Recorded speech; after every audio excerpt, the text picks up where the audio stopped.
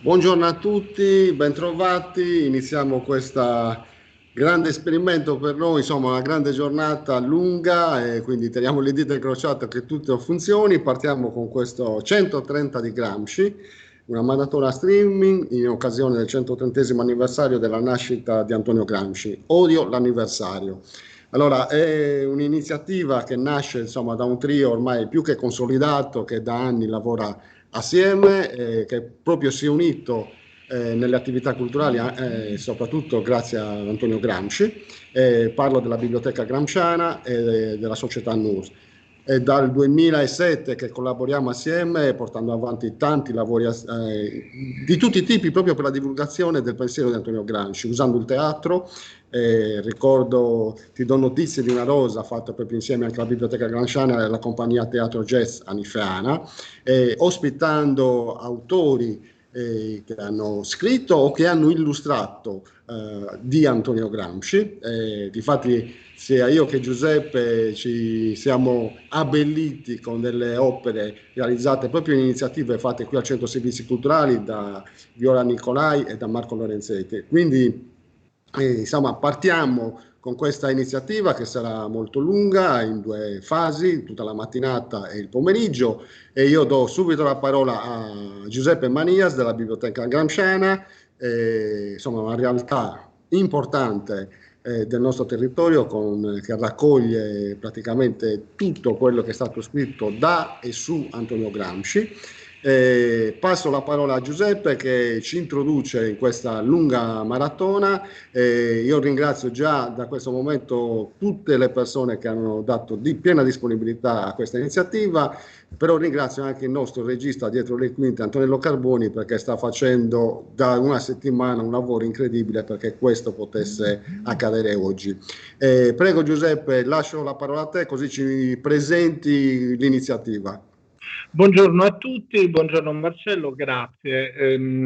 Allora, l'iniziativa perché nasce? Innanzitutto, quando si fanno i compleanni, gli anniversari, si rischia sempre di fare agiografia del personaggio. Noi invece vogliamo mostrare di questo personaggio importante, Antonio Gramsci, aspetti anche sconosciuti, aspetti che sì riguardano la Sardegna, ma anche con delle peculiarità di cui casomai non si è mai si è parlato raramente. Quello è l'esempio, ad esempio, del nostro intervento alle 11:30 su Gramsci e la psicologia.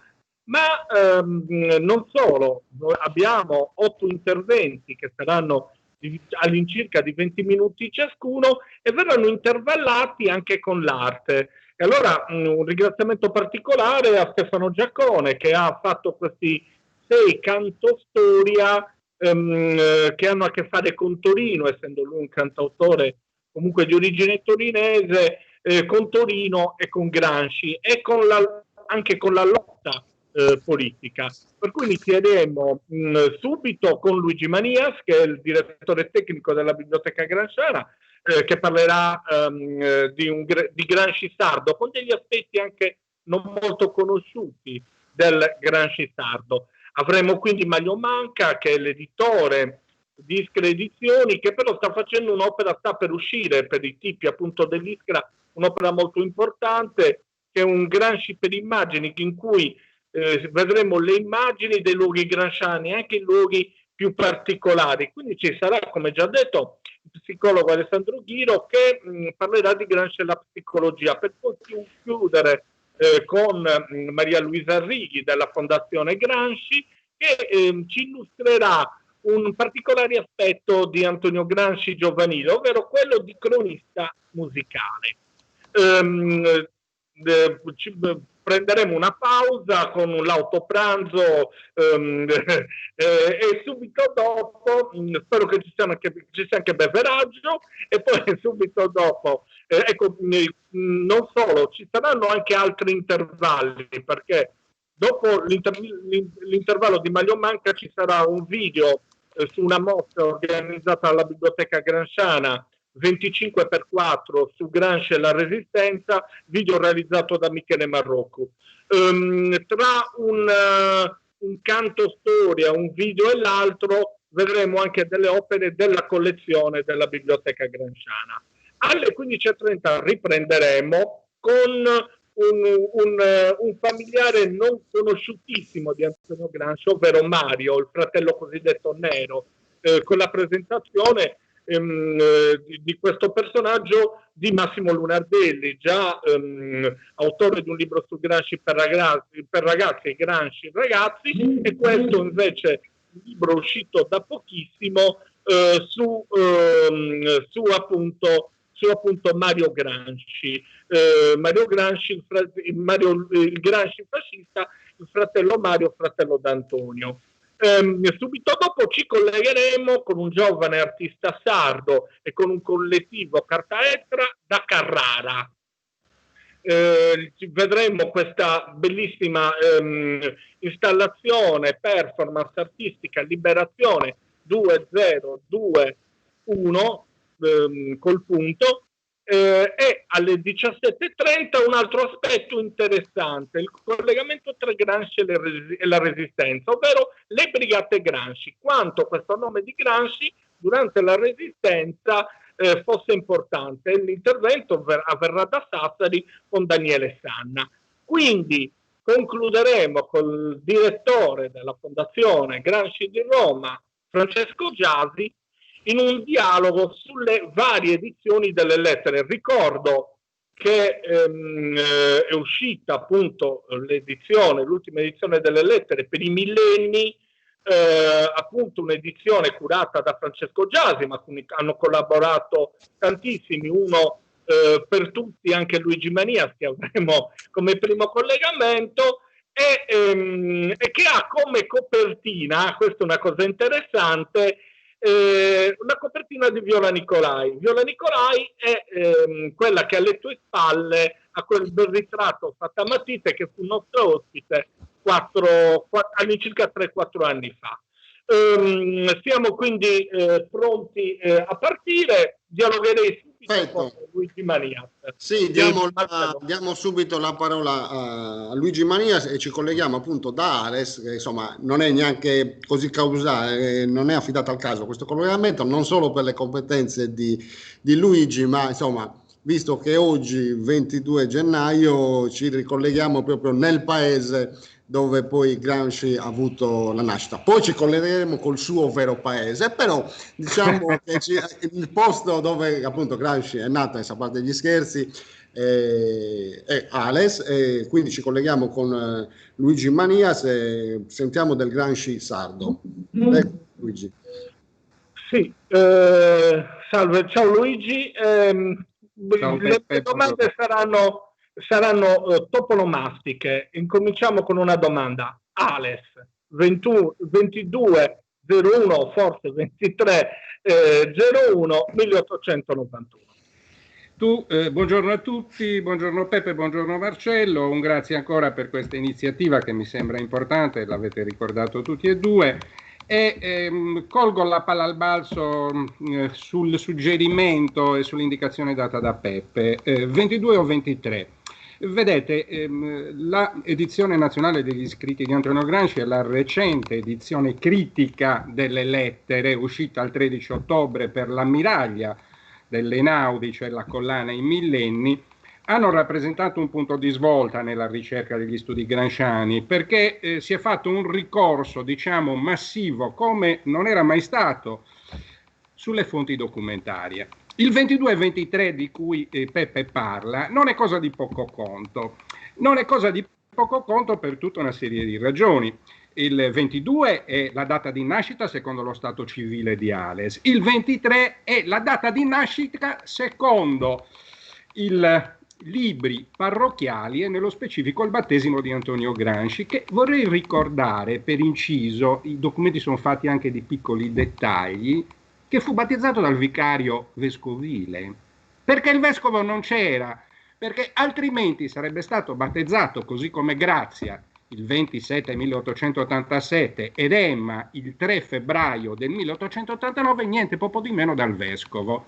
Questo fa cadere anche la vulgata, estremamente diffusa, di una famiglia cosiddetta poverissima, di origine contadina, o come aveva mostrato, purificato in un aureo quadernino degli anni 50, presumiamo fortemente voluto, e non ne dubitiamo, dal segretario del partito e dai suoi collaboratori, dove figurava un ipotetico Cicillo Granchi, che proveniva dalla più raffinata borghesia commerciale e impiegatizia di Gaeta, vestito in abiti sardi. Ora, niente di tutto questo. I Granchi appartenevano alla borghesia impiegatizia e ad Ales ne facevano pienamente parte. Questo è un dato di fatto inconfutabile. La permanenza dei Granchi inizia nel 1887, presumibilmente con il trasferimento di Cicillo Granchi, che sino a quel momento aveva fatto il commesso presso l'ufficio del registro di Ghilarza, e intorno al 1887 presumibilmente non abbiamo purtroppo allo stato attuale, come possiamo dire, i tempi esatti della carriera professionale di Cicillo Granchi. Nel 1887 si trasferisce ad Ales, dove c'è la nascita di Grazietta, di Emma e poi successivamente di Antonio. Ricordiamo che nella tradizione familiare il soggiorno di Ales, la residenza alerese, fu ricordata come la più tranquilla, la più pacifica, e fu certamente così, perché poi vedremo come ben più travagliata furono le residenze successive. Se ci pensiamo, Ghilarza, Ales e Sorgono, facendo riferimento a quello che tu dicevi sulla toponomastica, sono, come possiamo dire, delle piccole capitali di territori che obbedivano o che rientravano in quella che era la riorganizzazione post-unitaria dello Stato italiano. Ma in realtà questi piccoli paesi, queste piccole capitali, Ghilarza, Sorgono ed Ales, lo sono sempre state capitali di territori omogenei in epoca feudale, quando raccoglievano l'eredità giudicale dei capoluoghi di curatoria. Così lo sono stati, quindi, a iniziare dalla formazione del giudicato, sino naturalmente alla sua scomparsa e l'affermazione naturalmente del regime feudale. Quindi una lunga tradizione, come possiamo dire, di concentrazione di servizi, di uffici e quant'altro. E in qualche misura l'esistenza dei Granchi e di Antonio Granchi è stata scandita da queste realtà, ecco, diciamo così, istituzionali. Ales aveva probabilmente, e lo vediamo in qualche misura negli atti di battesimo, no? Se così possiamo dire, elementi distintivi. Era sede vescovile e tutti i figli di Cicillo Granchi nati ad Ales sono stati battezzati o dal vescovo o da un suo vicario. Nascita di Antonio Granchi, anche questa, diciamo, un recente ritrovamento che si basa però anche, come possiamo dire, su testimonianze orali consolidate,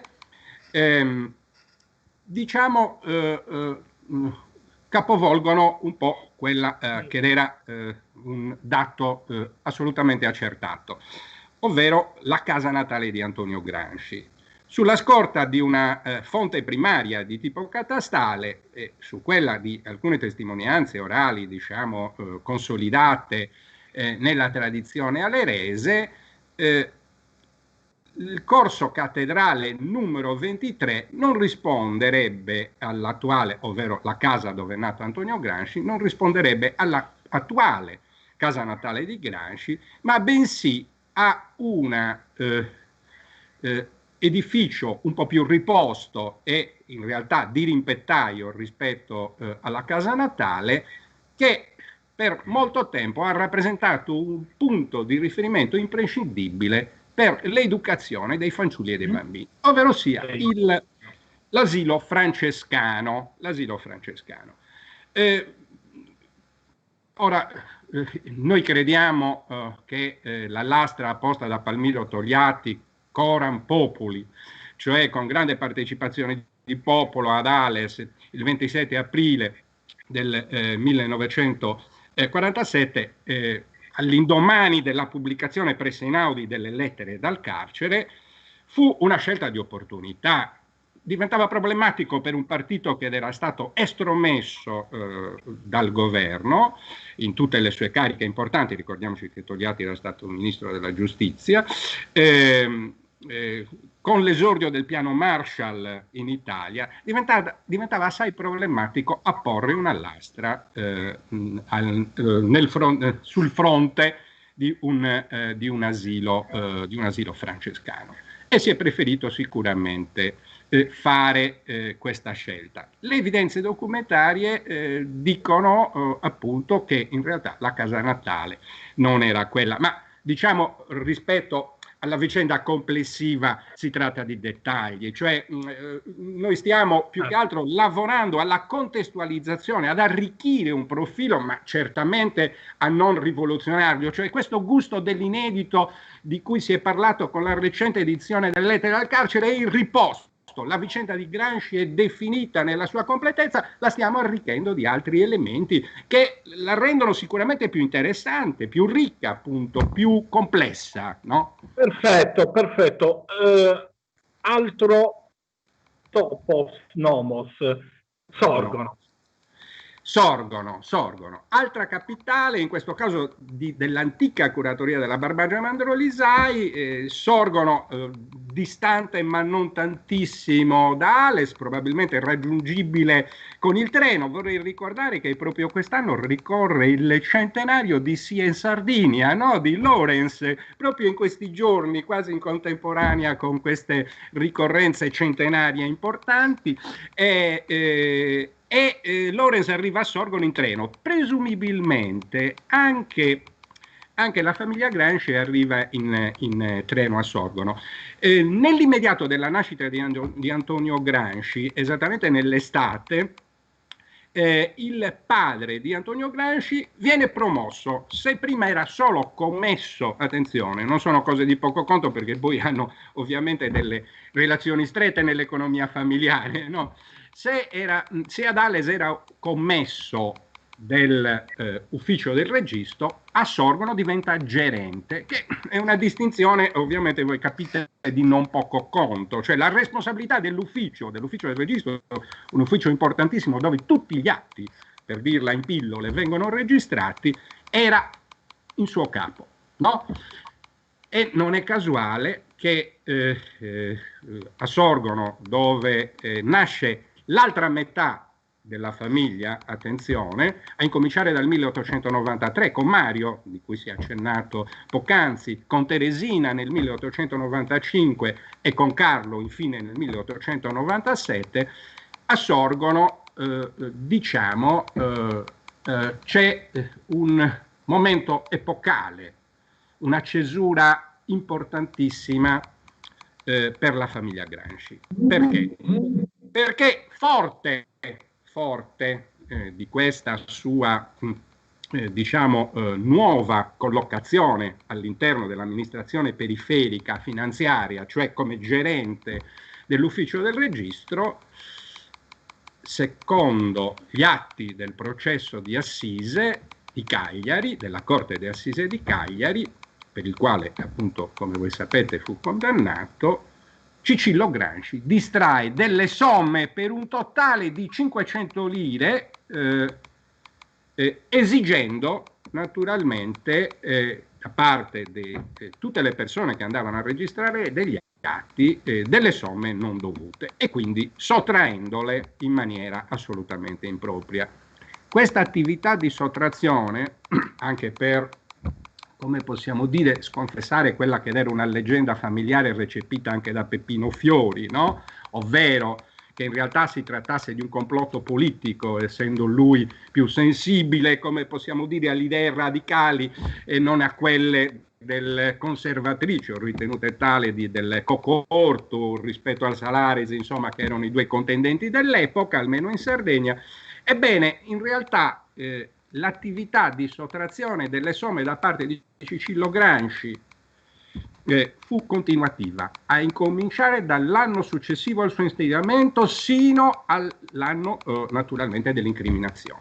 Quindi diciamo che, ecco, torno a dire, il ricorso alle fonti documentarie, no, ci permette di ridefinire alcuni aspetti naturalmente della vicenda della famiglia Gramsci.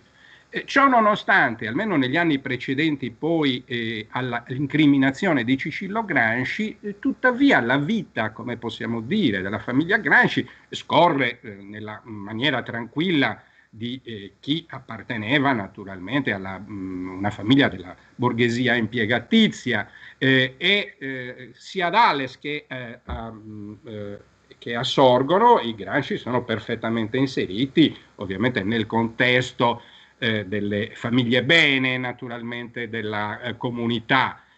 Voi dovete quindi immaginare quanto sia stata tragica, quanto sia stata devastante per l'economia familiare l'incriminazione e la condanna alla prigione nemesi storica. Cicillo Gramsci va a scontare la pena, pensate un po', a Gaeta, dove era nato. No, terribile. Quindi ci sarà stato anche, come possiamo dire, tutta una serie di sotterfugi per impedire che la madre, donna Gonzales, potesse sapere naturalmente notizie che certamente non erano per lei edificanti. Ecco. Sorgono è uno spartiacque fondamentale, dove e lo vediamo nell'epistolario che ce ne dà una conferma inappellabile, dove la figura del padre scompare, no? Scompare totalmente, perché le responsabilità sono tragiche, e affiora nella sua grandezza di enorme responsabilità, di capacità di gestire una tragedia, quella della madre, dell'amatissima Peppina Marcias. Nel contempo però bisogna dire che intanto la famiglia Gramsci dalla compagine ghilarzese, Marcello, viene aiutata in maniera assolutamente congrua, e anche in questo caso Grazietta De Logo, che apparteneva a una delle famiglie di maggiorenti locali, che aveva espresso insomma, figure di alto profilo, notai, avvocati, impiegati del ministeriale, insomma, dà un contributo decisivo, fondamentale per la sopravvivenza della famiglia. Non sarebbero bastati altrimenti tutti gli sforzi di Peppino Marcias e delle sorelle per poter sottrarre a un sicuro rovina, lo stesso Gramsci lo ricorderete e lo dirà, una sicura rovina dell'intera famiglia. Diciamo abbiamo il passaggio da Sorgono, in cui Gramsci a Ghilarza. Nel 1898, esatto. Esatto, Ghilarza, e poi il nuovo capitolo di cui ci parlerà è Ghilarza e Sant'Ursula. Sì, la famiglia ormai definita nella sua compagine, diciamo, l'unico ghilarzese era il primogenito, no? 1884 Gennaro Gramsci, no? Ormai è una famiglia di 7 figli, è una famiglia sicuramente numerosa, che però trova alloggio in quella che era la casa appartenuta a, diciamo, il nonno, fondamentalmente da parte di madre, da parte cioè di Peppina Marcias, nello stradone. È interessante, questo è un ulteriore elemento toponomastico, cioè anche nelle indicazioni ricevute sulla residenza sorgonese, noi vediamo che in qualche misura gli elementi censuari hanno a che fare inevitabilmente anche con la collocazione fisica di una famiglia. Se una famiglia sta bene, sta in su stradone a Ghilarza, o in Corso Cattedrale o in Mesuidda ad Ales, così come stava in prossimità dell'epicentro, quasi vicino alla chiesa. E non è casuale, attenzione, perché con cortese, simpatica e scherzosa polemica, il direttore del Nulla ha parlato del vero paese. E però non ha tutti i torti, perché in realtà, diciamolo chiaramente, l'esistenza formativa della fanciullezza di Gramsci, e l'epistolario la attesta in una maniera, oggi parlo dell'epistolario e dell'edizione naturalmente inaudiana, recente, uscita il 13 ottobre 2020, ne fa giustizia. Effettivamente quell'universo di affetti di cui parlava Peppino Fiori oggi è sicuramente più completo. Pensate ai rapporti con la famiglia Corrias, una famiglia ghilarzese estremamente radicata, di maggiori enti locali, perché il capostipite a cui abbiamo, insomma, che abbiamo quantomeno attestato nelle fonti documentarie era già notaio, il Filippo Corrias di cui si parla e a cui Grazietta affida i 1.000 euro che poi saranno di sicuro contributo per gli studi universitari di Gramsci, appartengono a una grande famiglia diramata che rappresentava naturalmente una delle famiglie, diciamo, più altolocate. Ma a Ghilarza, diciamo che c'è l'espressione più concreta di questo tessuto relazionale che si ricompone, nonostante Cicillo Gramsci rimanga interdetto per molto tempo, naturalmente agli uffici pubblici, ma sicuramente a motivo per trovare delle occupazioni sicuramente frizionali, diremmo così, no? Cioè nel senso del tutto provvisorie, le cooperative nascenti, una piccola agenzia commerciale. Ricordiamoci i rimproveri di Gramsci anche su questa attività imprenditoriale che forse non sempre andò a buon porto, come ad esempio la famosa impresa di polli, no? Che in pratica terminò rovinosamente. Lì sicuramente trovarono anche un sostegno più ampio in altri delogu che poi riaffioreranno soprattutto nei frequenti soggiorni della famiglia Gramsci ad Oristano, altra famiglia sicuramente di rilevanza, non originaria di Ghilarza, ma che si era accasata a Ghilarza con un Salvatore, farmacista, poi sostituito dal figlio Serafino Delogu.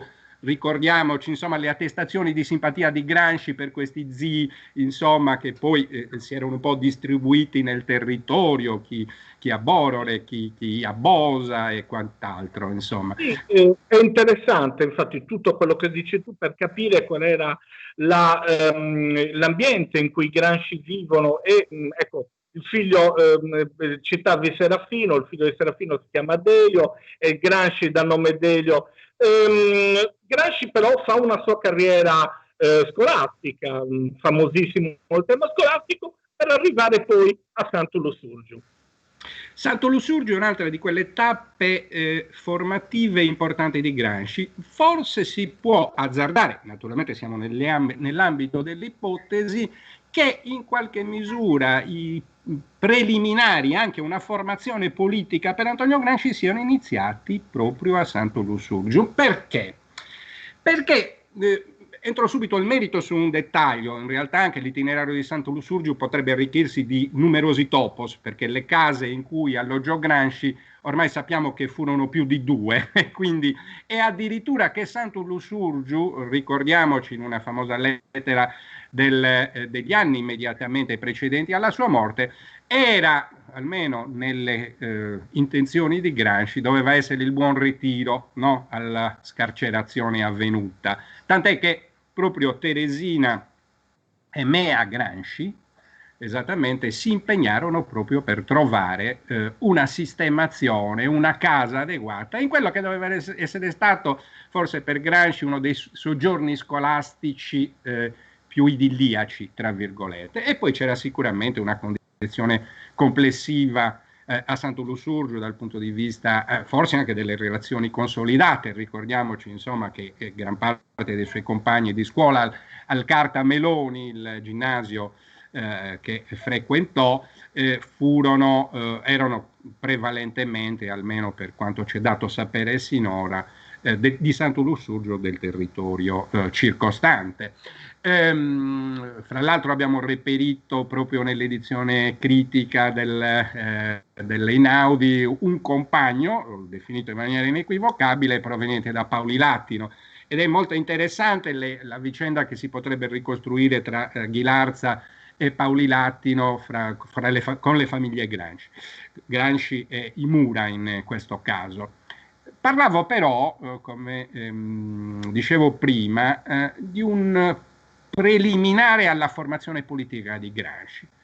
Il professore di lettere e ovviamente di latino e greco era Massimo Stara. Massimo Stara è stato uno dei più rilevanti proprio in quegli anni rappresentanti del Partito Socialista Sardo. E sappiamo anche dalle relazioni di polizia che Massimo Stara, che già aveva dei ruoli rilevanti come consigliere comunale nel momento in cui insegnava a Santo Lussurgio, consigliere comunale di Sassari, quindi sicuramente di un centro di sicura rilevanza. Sappiamo anche che Massimo Stara, almeno dalle relazioni successive naturalmente al periodo lussurgese di Gramsci, aveva una straordinaria empatia con i propri studenti. Questo significa che l'unico professore citato da Antonio Gramsci con nome e cognome, in realtà forse, ma qua siamo nell'ambito delle cautele, pensare di trovare dei documenti qua è pressoché impossibile, forse aveva incominciato, come possiamo dire, a dare, no, qualche indicazione utile, qualche consiglio di lettura, no, proprio ad Antonio Gramsci. Forse quindi questo periodo, no, del scalcinato ginnasio, come riferisce lo stesso Gramsci, va rivisto in un'ottica sicuramente diversa. Sono sparito. Sì, sei stato sostituito dall'immagine, dall'icona di Antonio Gramsci, il cambio ci è gradito, però sì, insomma... No. È scomparso Pepe, è comparsa l'immagine di Gramsci, quindi perlomeno siamo rimasto un tema. La dice lunga. Pepe, tu ci senti in ogni caso? Ok, allora sostituisco io, visto che stiamo facendo questo viaggio. La situazione a Cagliari.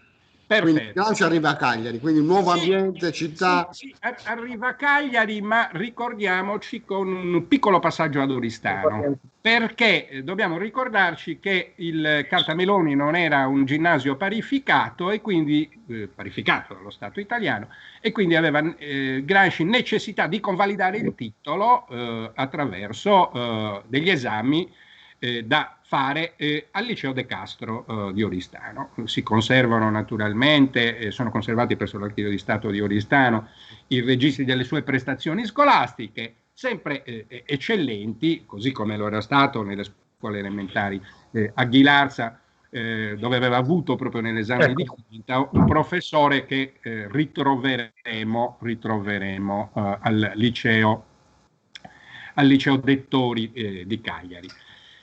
Cagliari è un ulteriore tassello importantissimo per la formazione culturale e politica di Antonio Gramsci. Ricordiamoci che alloggerà per parecchio tempo col fratello Gennaro Gramsci era diventato cassiere e anche consigliere della Camera di Lavoro di Cagliari, lavorava nella fabbrica del ghiaccio dei Marzullo, tra l'altro imprenditori estremamente attivi con ruoli di rilevanza all'interno della Camera di Commercio di Ales e comunque della struttura imprenditoriale della città. Ma voi dovete capire che Cagliari è effettivamente la vera capitale della Sardegna, con tutte le sollecitazioni culturali che un giovane sardo poteva cogliere: teatro, opera, cinema, che faceva i suoi esordi proprio in quegli anni, insomma, ovviamente molto timidi, questo è chiaro, no? Quindi ci troviamo di fronte a un paesaggio assolutamente stimolante e anche con, come possiamo dire, con una compagine scolastica assolutamente differente. È interessante, ed è rilevabile ovviamente dal primo volume dell'Epistolario, che in qualche misura, e dai questi resti sicuramente di un carteggio molto più complesso e articolato, che Gramsci trova sicura assonanza con tre persone, tre compagni di scuola, di classe anzi diremo, che guarda caso sono tutti di estrazione paesana, bidai diremo noi in sardo-campidanese, no, però poi recentemente inurbati. Careddu, Casula e Deida originario di Tortolì, però poi inurbato in Cagliari.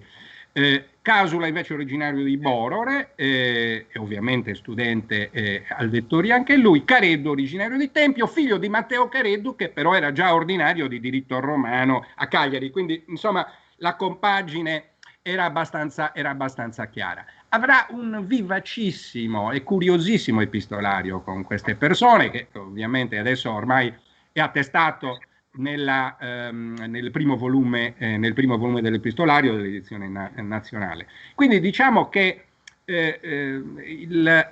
i rapporti e le relazioni di Gramsci si arricchiscono, ma soprattutto si arricchisce quel processo formativo politico, ricordiamoci i ruoli rivestiti da Gennaro, i riferimenti alla venuta di personaggi assolutamente rilevanti del mondo socialista nazionale, insomma una sua maggiore partecipazione più attiva alle questioni politiche dell'epoca, anche se in un contesto diciamo ancora isolano.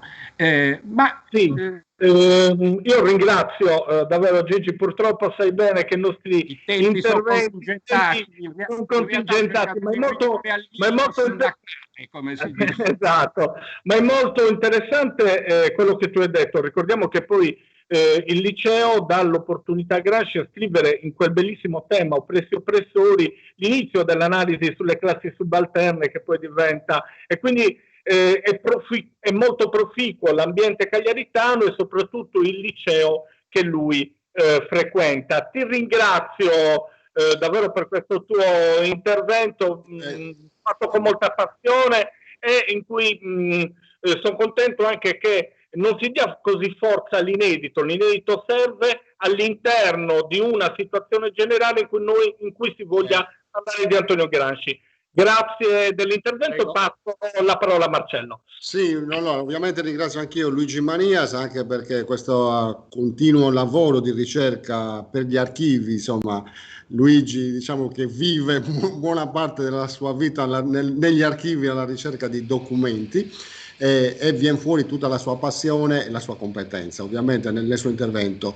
Poi nella sua chiacchierata mi è venuto in mente ad esempio l'introduzione di Lelio Laporta a Folklore e senso comune, dove dice che è quasi impossibile pensare un'interpretazione, l'analisi che fa Gramsci nelle osservazioni sul folklore senza ricollegarsi alla sua esperienza. Lui cita proprio di Ghilarza, ma in questo caso noi possiamo dire allargare all'esperienza sarda in generale.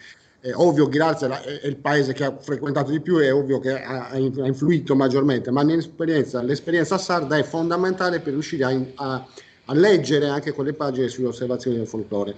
Detto questo, allora ringraziamo Luigi e passiamo invece a un primo intervento interessante di Stefano Giacone, che però ci presenterà Giuseppe, perché Stefano ci condurrà in più passaggi in questa lunga maratona. E allora Giuseppe, cosa ci ha preparato Stefano?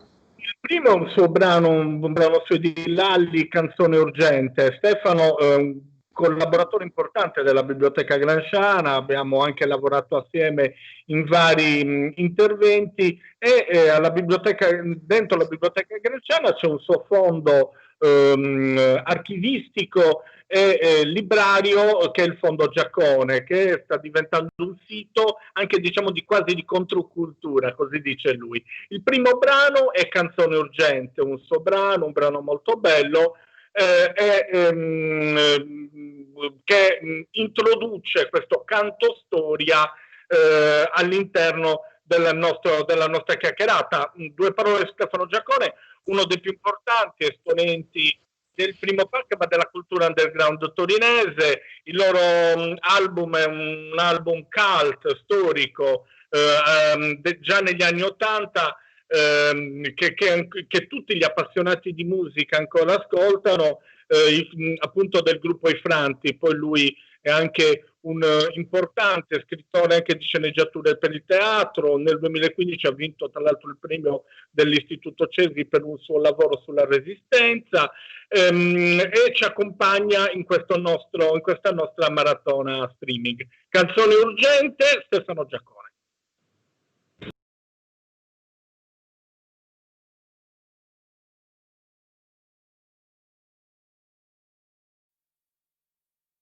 Canzone urgente È una canzone scritta da me e da Lalli, che con me ha fondato nei primi anni '80 il gruppo Franti a Torino, e che poi ha proseguito e prosegue ancora una ottima carriera solista, come si dice. Canzone Urgente è una canzone che ha all'interno alcuni riferimenti a avvenimenti storici che purtroppo non passano mai di moda, e quindi come la guerra, ad esempio.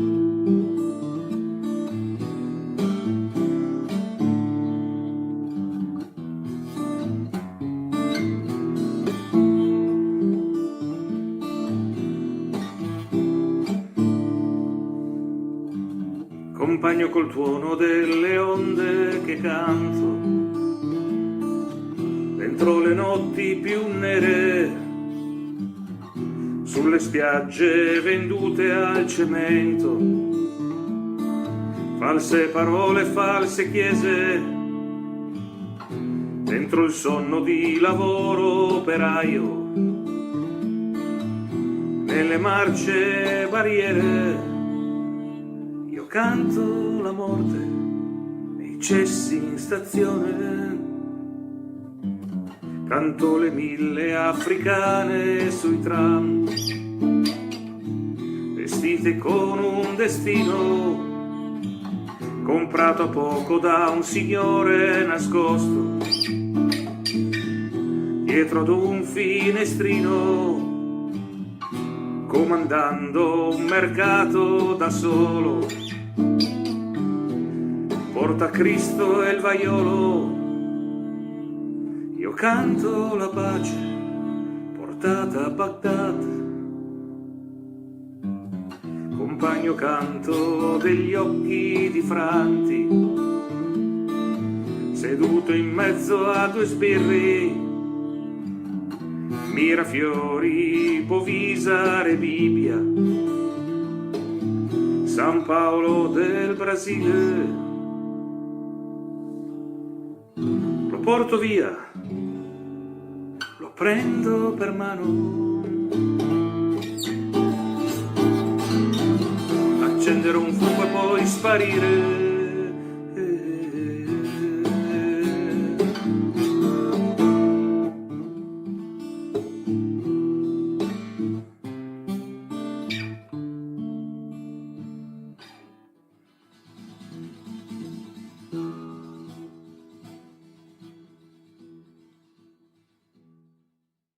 Il fondogiaccone.com è ospitato dalla Biblioteca Gramsciana a Villaverde, provincia di Oristano, in Sardegna.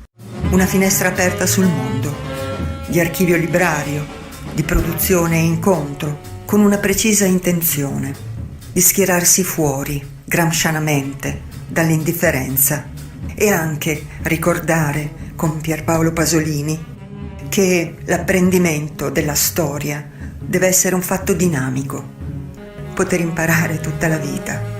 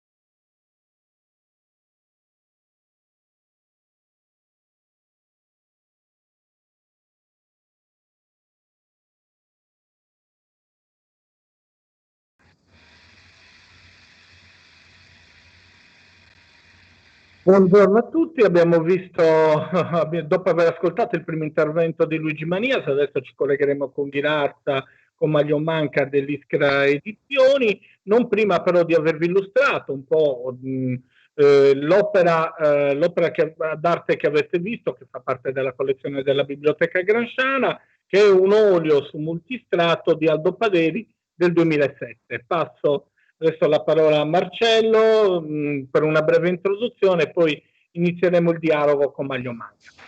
No, bene, Giuseppe, sarà molto brevissima, nel senso che in questo nostro maratona viaggio abbiamo proprio due tappe fondamentali in partenza, che è quella di Ales con Luigi e quella di Ghilarza con Manlio, perché insomma già ha introdotto bene Luigi parlando dell'importanza dei luoghi sardi e ovviamente dell'importanza del paese di Ghilarza, in quanto poi è quello dove aveva le radici più profonde, in quanto madre ghilarzese, ma poi perché ha vissuto per tanto tempo, e come ha detto anche Luigi, le lettere raccontano tanto. Per noi ghilarzesi leggere anche quelle lettere, io racconto sempre, c'è sempre un'emozione particolare, c'è l'emozione della persona che racconta, quindi di un carcerato o che racconta la sua storia, e quindi già questa è una prima. Ma per noi ghilarzesi quei nomi e quei luoghi aprono finestre a luoghi di casa, no? Quindi adesso noi ci colleghiamo proprio con Ghilarza, nella casa editrice Ischra abbiamo Maglio Manca, una casa editrice piccola ma grande nelle energie e nelle produzioni che sta mettendo in campo in tutti questi anni, molto attenta, che si è tagliata una nicchia particolare col suo lavoro nel settore. Quindi insomma io cedo a te come sempre la guida della chiacchierata insieme a Maglio, che ringraziamo anche lui per la disponibilità, perché insomma sono giornate particolari per tutti, pieni del lavoro, e quindi ognuno sta dedicando il proprio tempo anche per questa iniziativa. Quindi un grazie a Maglio. Giuseppe, ridò la parola a te e iniziamo a parlare del Gramsci per immagini. Bene, uscirà quindi tra pochissimo, diciamo alle stampe, un testo curato per Ischra Edizioni dal suo editore, che è Maglio Manca. Ricordiamo Ischra Edizioni una cooperativa, però insomma Maglio è diciamo un referente delle edizioni, che appunto che parlerà dei luoghi gramsciani. Di cosa tratta questo testo in generale? Allora sì, un Gramsci per immagini, per l'appunto, attraverso una minuziosa ricostruzione cronologica dei luoghi da lui vissuti per esigenze familiari, di studio, di lavoro, di impegno politico, che diventano quindi luoghi gramsciani. È un libro di prossima pubblicazione, come è stato appena detto, che è supportato, lo devo dire, dall'Associazione Amici per Antonio di Ghilarza e dalla Casa Natale di Ales, che nasce fondamentalmente da un'esigenza personale, la mia, ma credo di intercettare anche il desiderio di altri, e che è il tentativo di mettere ordine nelle informazioni acquisite nel corso degli anni di pubblicazioni. Insomma, per quanto, cerco di spiegarmi meglio, per quanto mi sforzi di ricordare il percorso di vita di Antonio Gramsci, finisco sempre per ricordare le solite cose, quindi gli stereotipi, per di più anche in maniera disordinata. Cito alcuni esempi. Per esempio, del periodo della sua adolescenza, tutti quanti ricordiamo lo scalcinato ginnasio lussurgese, dove 3 sedicenti professori impartivano con grande faccia tosta l'insegnamento di tutte le materie. Oppure ancora del suo arresto. Chi non ricorda la requisitoria del pubblico ministero Isgro, che dice: dobbiamo impedire a questo cervello di funzionare per 20 anni. Disordine. Poi ancora della sua esperienza giornalistica, sul frontespizio della prima pagina dell'Ordine Nuovo del 1 maggio 1919, istruitevi perché avremo bisogno insomma, ecco, tutti questi stereotipi. Insomma, ho cercato, come dire, di mettere ordine e di intercettare anche il pensiero di altri, mi auguro perlomeno. Però fatemi dire, volevo sgombrare il campo anche da possibili equivoci, cioè questo libro non prende in analisi il pensiero gramsciano, queste cose le lasciamo fare agli specialisti, o le implicazioni che derivano dalle letture dei quaderni o di altro. Questo libro non ha nessuna presunzione se non quella di fissare nella mente di chi entrerà in possesso gli avvenimenti, gli accadimenti quindi che hanno segnato la sua vita. Quindi sostanzialmente la vita di Antonio Gramsci declinata in immagini e informazioni associate a delle ricche didascalie. Ecco.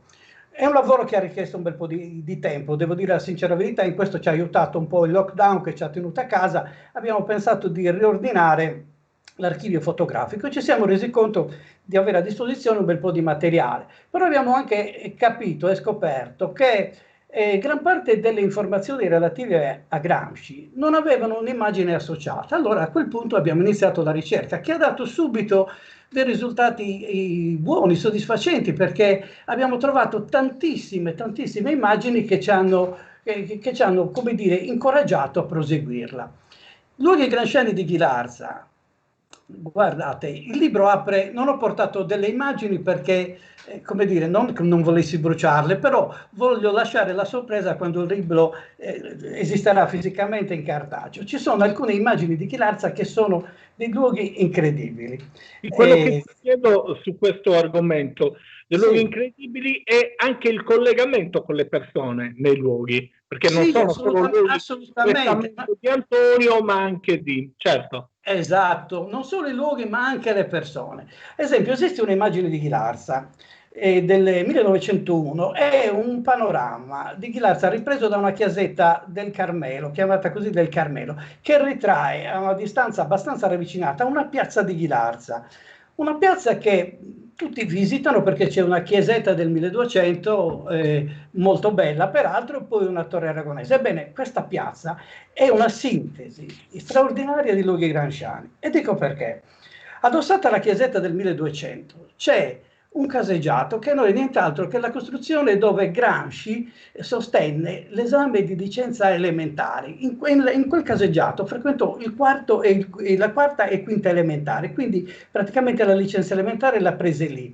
E poi ancora di fronte alla chiesetta si affacciano gli orti di Canzola e Chenale, che sono due località che Gramsci cita molto spesso nelle sue lettere e che, scrivendo ai suoi familiari, evocando i ricordi dell'infanzia e della sua prima giovinezza, si ispirerà sicuramente anche al famoso libro L'albero del Riccio, il famoso racconto che scrisse a Delio in una lettera il 22 febbraio del 1932, quando era già detenuto nel carcere di Turi, oppure perché la Torre Aragonese diventa un luogo gramsciano.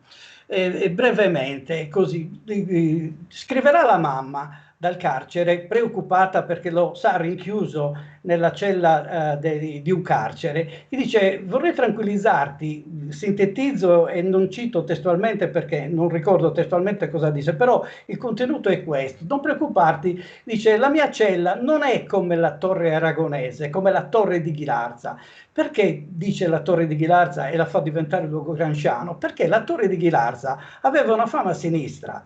Di questo monumento non esistono documenti, è una casa fortificata del 1400, mai conclusa, quindi non si conosce l'origine, se non un'analisi dal punto di vista architettonico, dal punto di vista artistico, così, perché devo dire piuttosto bella. Ecco, questa torre aveva però una fama sinistra, perché dalla seconda metà del Settecento è stata utilizzata come carcere e la sua fama era terribile perché i detenuti venivano incatenati alle pareti e lasciati morire di fame. Ecco perché Gramsci scrive alla mamma e gli dice: guarda, dice, non ti preoccupare, dice, la mia cella non è come la torre. Ecco questa l'importanza del luogo. Quindi abbiamo in questa piazza, sintesi formidabile secondo me dei luoghi gramsciani, la scuola elementare, la torre aragonese, gli orti di Canzola e di Chenale, dove lui trascorreva gran parte del suo tempo per studiare, ma anche per giocare. Quindi immaginiamo questo luogo così, sì. Capito? Sì. È stato chiaro? No, ma è interessante questa ricostruzione dei luoghi anche per i ricercatori, anche per fare appunto quello che dicevi tu, chiarezza. Ci sono quindi le foto dei luoghi gramsciani, ma che non solo ci fanno vedere, oltre quelli ghilarzesi, ad esempio ci sono dei luoghi gramsciani di Sorgono, di Ales.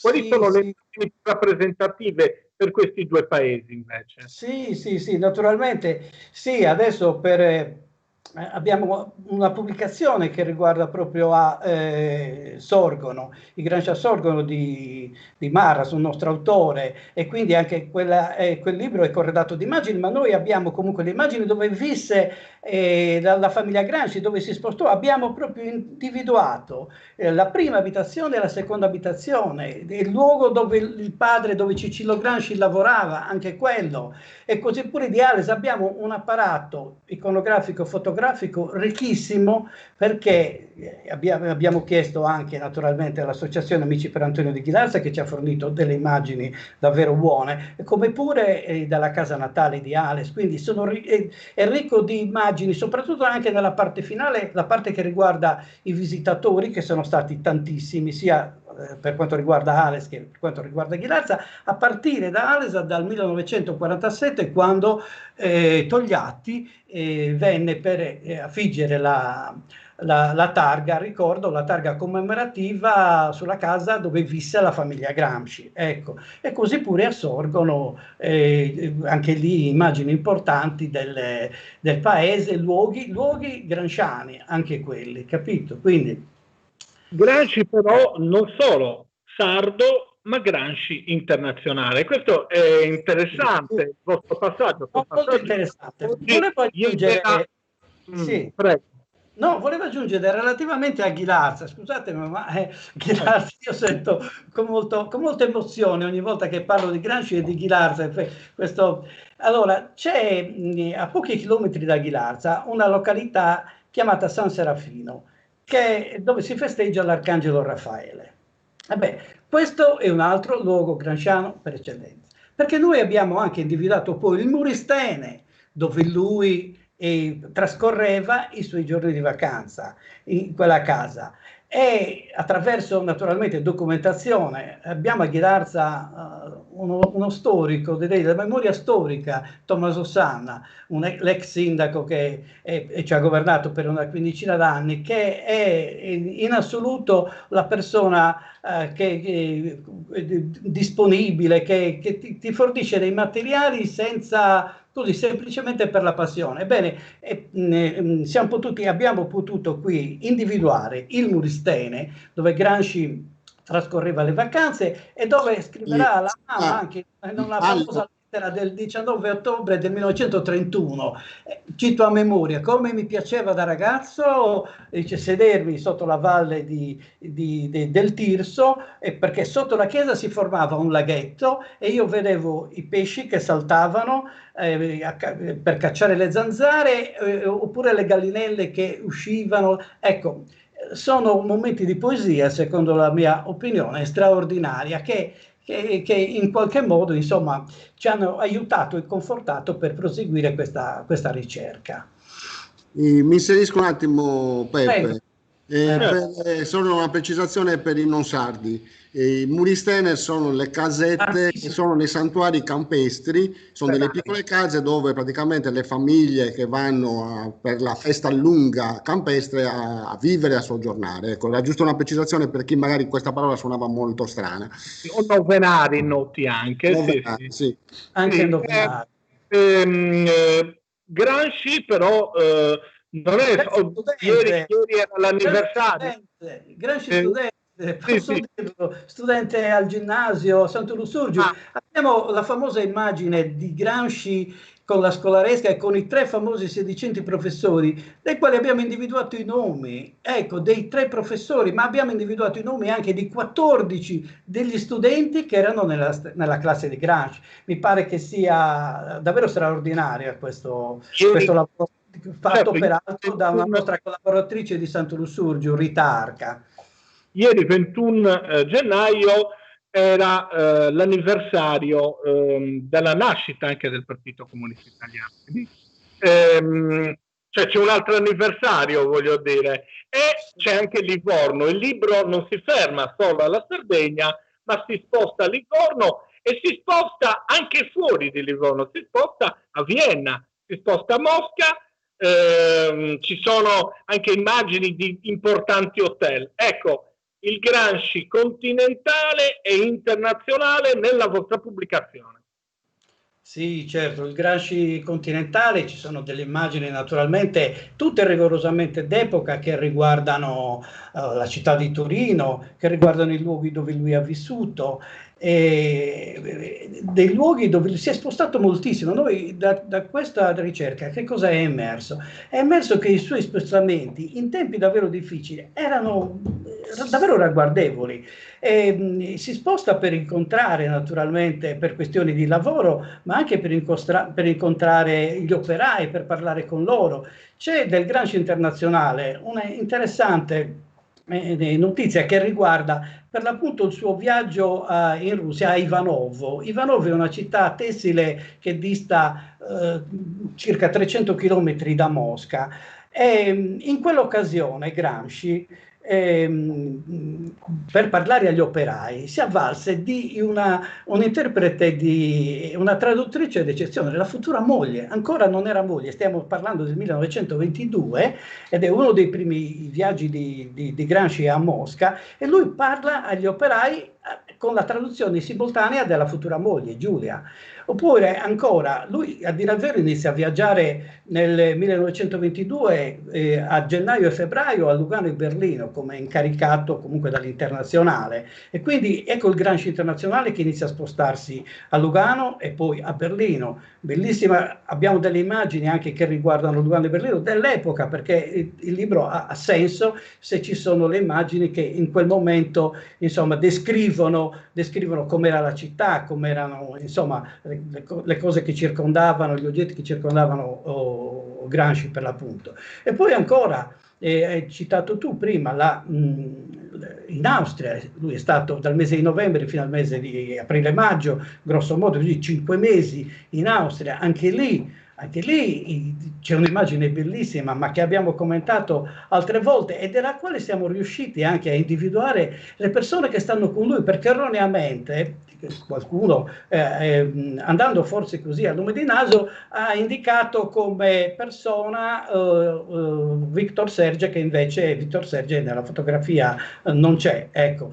Ma queste sono cose che capitano nella maniera più assoluta, però noi siamo invece con la comparazione, poi ci sono anche dei software che lo fanno, la comparazione di immagini, siamo riusciti a individuare le persone che sono con lui a Vienna, nella piazza così, che adesso ha ancora un altro nome, insomma, con lo sfondo della chiesa di Wottenborg, che adesso non ricordo con precisione come si chiama, e poi parlare in tedesco è assolutamente impensabile per me. Quindi anche questa immagine è molto bella. È il Gramsci internazionale che si sposta ancora, che va ancora a Mosca, a Leningrado, alloggia nel luogo per eccellenza dove tutti i comunisti di tutta Europa si rifugiavano, trovavano rifugio, in questo bellissimo albergo, l'Hotel Lux, che si chiamava inizialmente Hotel Francia, di un imprenditore russo molto, molto ricco, che lo fece costruire addirittura nella prima metà dell'Ottocento. Questo albergo, l'Hotel Lux, del quale abbiamo un'immagine formidabile, secondo me merita davvero un primo piano, tanto è vero che è quasi a tutta pagina l'immagine. E dicevo di questo albergo che nel 1917 è stato, con la presa dei bolscevichi, è stato nazionalizzato e quindi è diventato l'Hotel Lux in quel momento, ecco. Poi, attenzione, c'è anche un altro pezzo di storia che racconta che questo hotel diventa per molti anche una sorta di carcere, ecco, capito? Però non entro nel merito di questo, perché ciò che devo descrivere io attraverso questo libro è ben altro, insomma, sono le immagini che ci servono per far capire meglio quest'uomo, ecco. Bene, benissimo su questo Gramsci per immagini. Ma l'Iskra ha dedicato già da decenni, diciamo, attenzione a Gramsci, e con dei titoli specifici. Poi fa piacere anche a me, come hai già fatto tu, citare Tommaso Sanna, perché ha fatto dei libri su Ghilarza importanti per chi fa ricerche su Gramsci, quale quello del circolo di lettura, quale il libro sul cimitero, insomma Tutte le sue pubblicazioni, a cui voi avete dato giusta attenzione, sono importanti anche per chi fa ricerche specificatamente gramsciane. Però ecco, Ischere Edizioni e Gramsci, e concludiamo così poi la nostra chiacchierata. Grazie. Allora, sì, è vero, abbiamo diversi titoli. Forse, non so, oserei dire che siamo in Sardegna quelli che pubblicano più libri su Gramsci, però potrei essere smentito da un momento all'altro. È altrettanto vero, però, se posso usare una metafora calcistica, che noi siamo di Ghilarza, noi giochiamo in casa, quindi il contrario sarebbe davvero imbarazzante per noi. Come si può non avere in catalogo i libri di Antonio Gramsci, insomma. Ma aggiungo che tutto questo però, come dire, ha potuto trovare riscontro perché esiste un'associazione di Ghilarza che si chiama Associazione Amici per Antonio, che in passato ha gestito la casa Museo di Antonio Gramsci fino al 2017, anno in cui la casa è diventata monumento nazionale e quindi è passata ad altra gestione, quindi alla Fondazione Berlinguer, ma questa è una storia di tutto loro. Comunque devo dire che è proprio grazie a loro, grazie alle associazioni Amici per Antonio, che noi abbiamo iniziato a pubblicare il primo libro, che è stato un classico della letteratura per ragazzi, L'albero del riccio. Era quasi introvabile nelle librerie e ci hanno fatto questa proposta, ma come si può indulgere a richieste del genere? Assolutamente. L'abbiamo corredato di immagini, loro ci hanno anche fornito la prefazione di Bianca Pizzorno, una nota scrittrice di libri per ragazzi, e su quel solco noi abbiamo continuato. Poi L'albero del riccio abbiamo pensato anche di pubblicarlo nella lingua parlata da Gramsci, e infatti l'abbiamo pubblicato in sardo o ghilarzese, diciamo così, che poi somiglia molto al logudorese, e anche nella variante campidanese. Poi ancora abbiamo fatto un'altra versione, sempre dell'Albero del Riccio, perché crediamo che sia davvero un libro importante per i ragazzi. E poi ancora di Mimma Pauesu Quercioli. Abbiamo fatto una nuova edizione delle Donne di Casa Gramsci e di un altro libro fondamentale per la ricerca, per la nostra ricerca, che è quel Gramsci vivo nelle testimonianze di 40 contemporanei. Una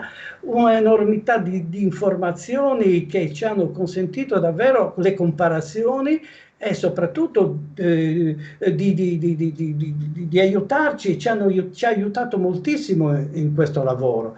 E poi vi sono anche dei libri naturalmente che sono stati pubblicati di nostra sponte. Cito per esempio una trilogia di libri illustrati, già 2 numeri sono stati pubblicati, Il mondo di Antonio Gramsci, quindi Gramsci attraverso le illustrazioni. Quindi ci sono dei disegni fatti da 2 bravissimi nostri collaboratori, Sandro De Sì e Viviana Faedda, che corredano questo libro in italiano, in lingua sarda, ma anche in inglese. Quindi io credo che sia un unicum nel panorama anche editoriale sardo, sicuramente sì, cioè in 3 lingue. Ecco, e poi anche qualche libro specialistico, per esempio la tesi di laurea di Augusta Miscali a 10 anni dalla sua morte, il dibattito storiografico sulla concezione gramsciana del Risorgimento. Ecco, un libro che ha visto la luce nel 2019, alla fine del 2019, proprio l'abbiamo presentato a febbraio del 2020 e quando è scoppiata la pandemia e doveva presentarlo la professoressa Durante dell'Università di Bari, ci sono stati problemi proprio perché è stata male, insomma. Ecco, quindi tutte queste pubblicazioni, come dire, in qualche modo a noi di Ghilarza ci emozionano, perché come si può non vivere l'emozione in un luogo dove Gramsci ha vissuto, vedere i posti dove lui è stato, entrare nella sua casa può essere emozionante, ma può essere altrettanto emozionante stare nella piazza di San Palverio, andare a San Serafino. Sogno, dico la verità, sogno di poter accompagnare una comitiva di persone per visitare Ghilarza e i luoghi gramsciani e fare così, dare le informazioni e cercare di spiegare anche nel più piccolo dettaglio, perché credo che sia importante tutto. Quest'uomo così, per dare un'idea, perché il Gramsci che immagino io, che immaginiamo noi, non deve essere quello difficile da capire, da interpretare, perché io capisco che ci siano davvero o persone altamente qualificate che hanno interpretato il suo pensiero in una maniera egregia, però è una cosa per specialisti che secondo me, come dire, non dico che allontana le persone da Gramsci perché è impossibile, perché poi ci sono le altre letture, però che quantomeno fa dialogare solamente gli specialisti, ecco. Questa cosa mi sentivo di dirla, poi magari, non so, Sì, sbagliare. no, io penso, sono convinto, e questa nostra maratona vuole fare appunto questo, che ci sia spazio per capire su differenti livelli e la vita e la biografia e il pensiero di Gramsci. Ti ringrazio davvero per questo tuo intervento molto, vorrei dire, Marcello, molto appassionato, perché Maglio è molto appassionato, lo dimostra nella sua attività di editore e nella sua attività, direbbe Gramsci, di intellettuale organico, perché interessarsi del paese, interessarsi delle cose è proprio da figura di intellettuale. Passo a te la parola a Marcello e poi introdurrò il prossimo video. Grazie Sì. ancora. No, grazie a voi, grazie Un Marcello, grazie grazie. speciale a Manlio, insomma, per il grande lavoro che fa. Per me è speciale perché insomma c'è, oltre ad essere compaesani, c'è un bel rapporto di amicizia, e quindi ringrazio. Io volevo chiudere questo intervento, diciamo, un po' ghilarzese, ehm, con un testo, leggendo una piccola cosa di una guida turistica del 1896, scritta da Francesco Corona. Perché 1896? Diciamo che è l'anno che Gramsci sta per rientrare a Ghilarza dopo la disavventura sorgonese. Cosa dice questa guida? Giusto per far capire qual era la Ghilarza di quell'anno, quando Gramsci stava ritornando nel paese. Ghilarza, 2645 abitanti, notaio Contini Antonio, avvocati De Logu Giovanni, Marongiu Diego, architetto Marengiu Carlo, farmacista Guiso Agostino, negozianti Campus Alberto, Ciurlo Giovanni, Corrias Francesco, Porcu Giovanni, Schedetti Enrico, Sini Agostino e Temusi Enrico. Capoluogo di mandamento a 271 metri d'altitudine, d'aspetto simpatico, con belle case, fra cui quella comunale, con annessa l'apertura. E la scuola, la caserma dei carabinieri e il gabinetto di lettura e società di mutuo soccorso. Le donne fabbricano tenne e panilina. Il suolo dà cereali, legumi, frutta, agrumi, vino comune rosso e bianco, di cui si fa grande esportazione col bestiame bovino e col formaggio, pelli e lana. 37 nuragli, compresi detti 2 osconi, qui è un errore, oschini, e orgono. E le feste. Nel luglio San Palmerio, che è la chiesa che poi stava citando Manlio prima, con fiera di bestiame, presso un castello medievale ora ridotto a carcere. Il castello medievale è quella che noi chiamiamo la Torre Aragonese o la Torre.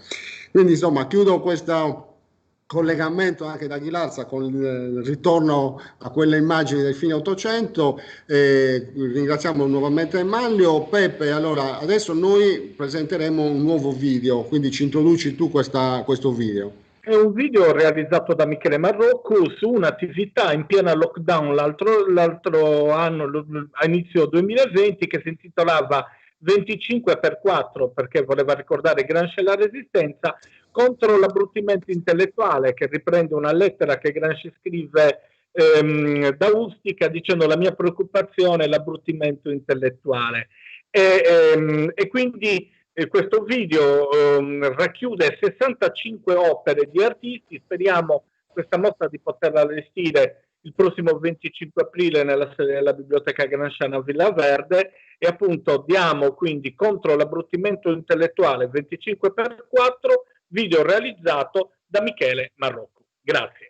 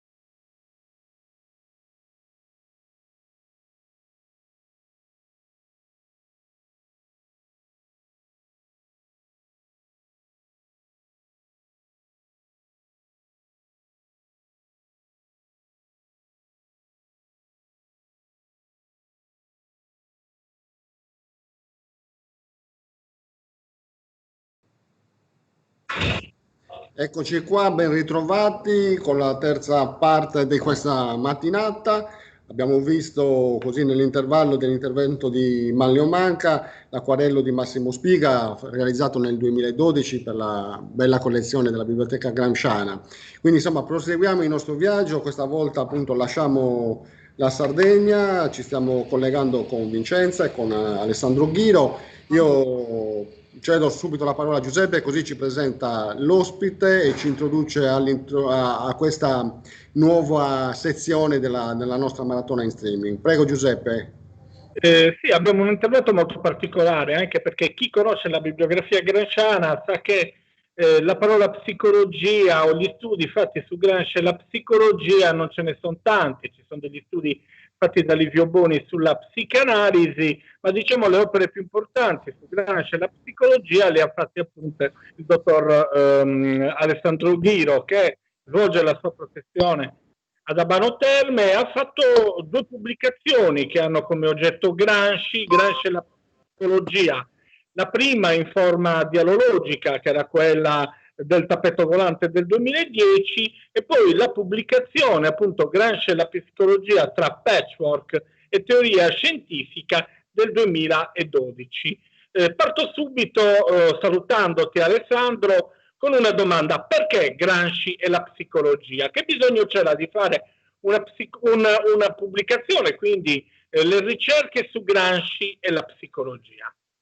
Va bene, intanto ringrazio voi che mi date la possibilità di parlare di Antonio in questa occasione. Perché? Perché negli scritti di Gramsci appare la parola psicologia.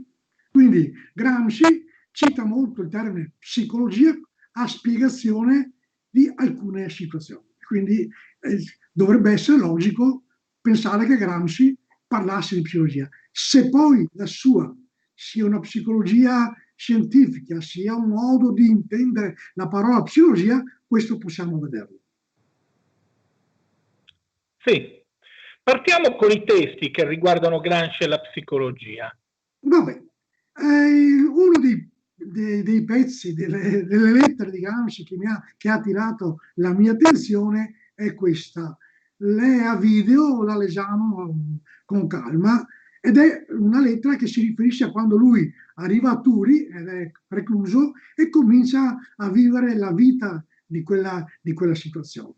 Dice: era un quinto confinato politico che giungeva, fui avvisato subito di farmi una provvista di sigarette perché la scorta era agli sgoccioli. Andai dal tabaccaio e ordinai 10 pacchetti di Macedonia, 16 lire, mettendo sul banco un biglietto da 50 lire. La venditrice, una giovane donna, apparenza assolutamente normale, si meravigliò della mia domanda, se la fece ripetere, prese 10 pacchetti, li aprì, incominciò a contare le sigarette una ad una, perse il conto, ricominciò, prese un foglio di carta, fece dei lunghi conti, ma con la matita le interruppe, prese le 50 lire, le guardò da ogni parte, finalmente mi domandò chi ero. Lo stesso fatto si ripeté altrove ed eccone la spiegazione.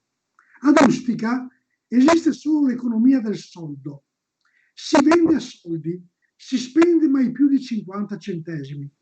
Il tipo economico, sottolineo la parola tipo economico, di Ustica è il coatto. Colui che è recluso non è il contadino, l'artigiano, l'imprenditore, è il coatto, che prende 4 lire al giorno, ne ha già impegnate 2 dall'usuraio e dal vinaio e si alimenta con le altre 2, comprando 300 grammi di pasta e mettendoci come condimento un soldo di pepe macinato. Le sigarette si vendono una per volta. Una Macedonia sigaretta costa 16 centesimi, cioè 3 soldi e 1 centesimo. Il coatto che compra una Macedonia al giorno lascia un soldo di deposito e ne sconta 1 centesimo al giorno per 5 giorni. Per calcolare il prezzo di 1 centesimo, di 100 Macedonie, quella che aveva chiesto Gramsci, occorreva dunque fare 100 volte il calcolo di 16 centesimi, 3 soldi più 1 centesimo, e nessuno può negare che che questo sia un calcolo discretamente difficile e complicato. Ed era la tabaccaia, cioè uno dei commercianti più grossi dell'isola.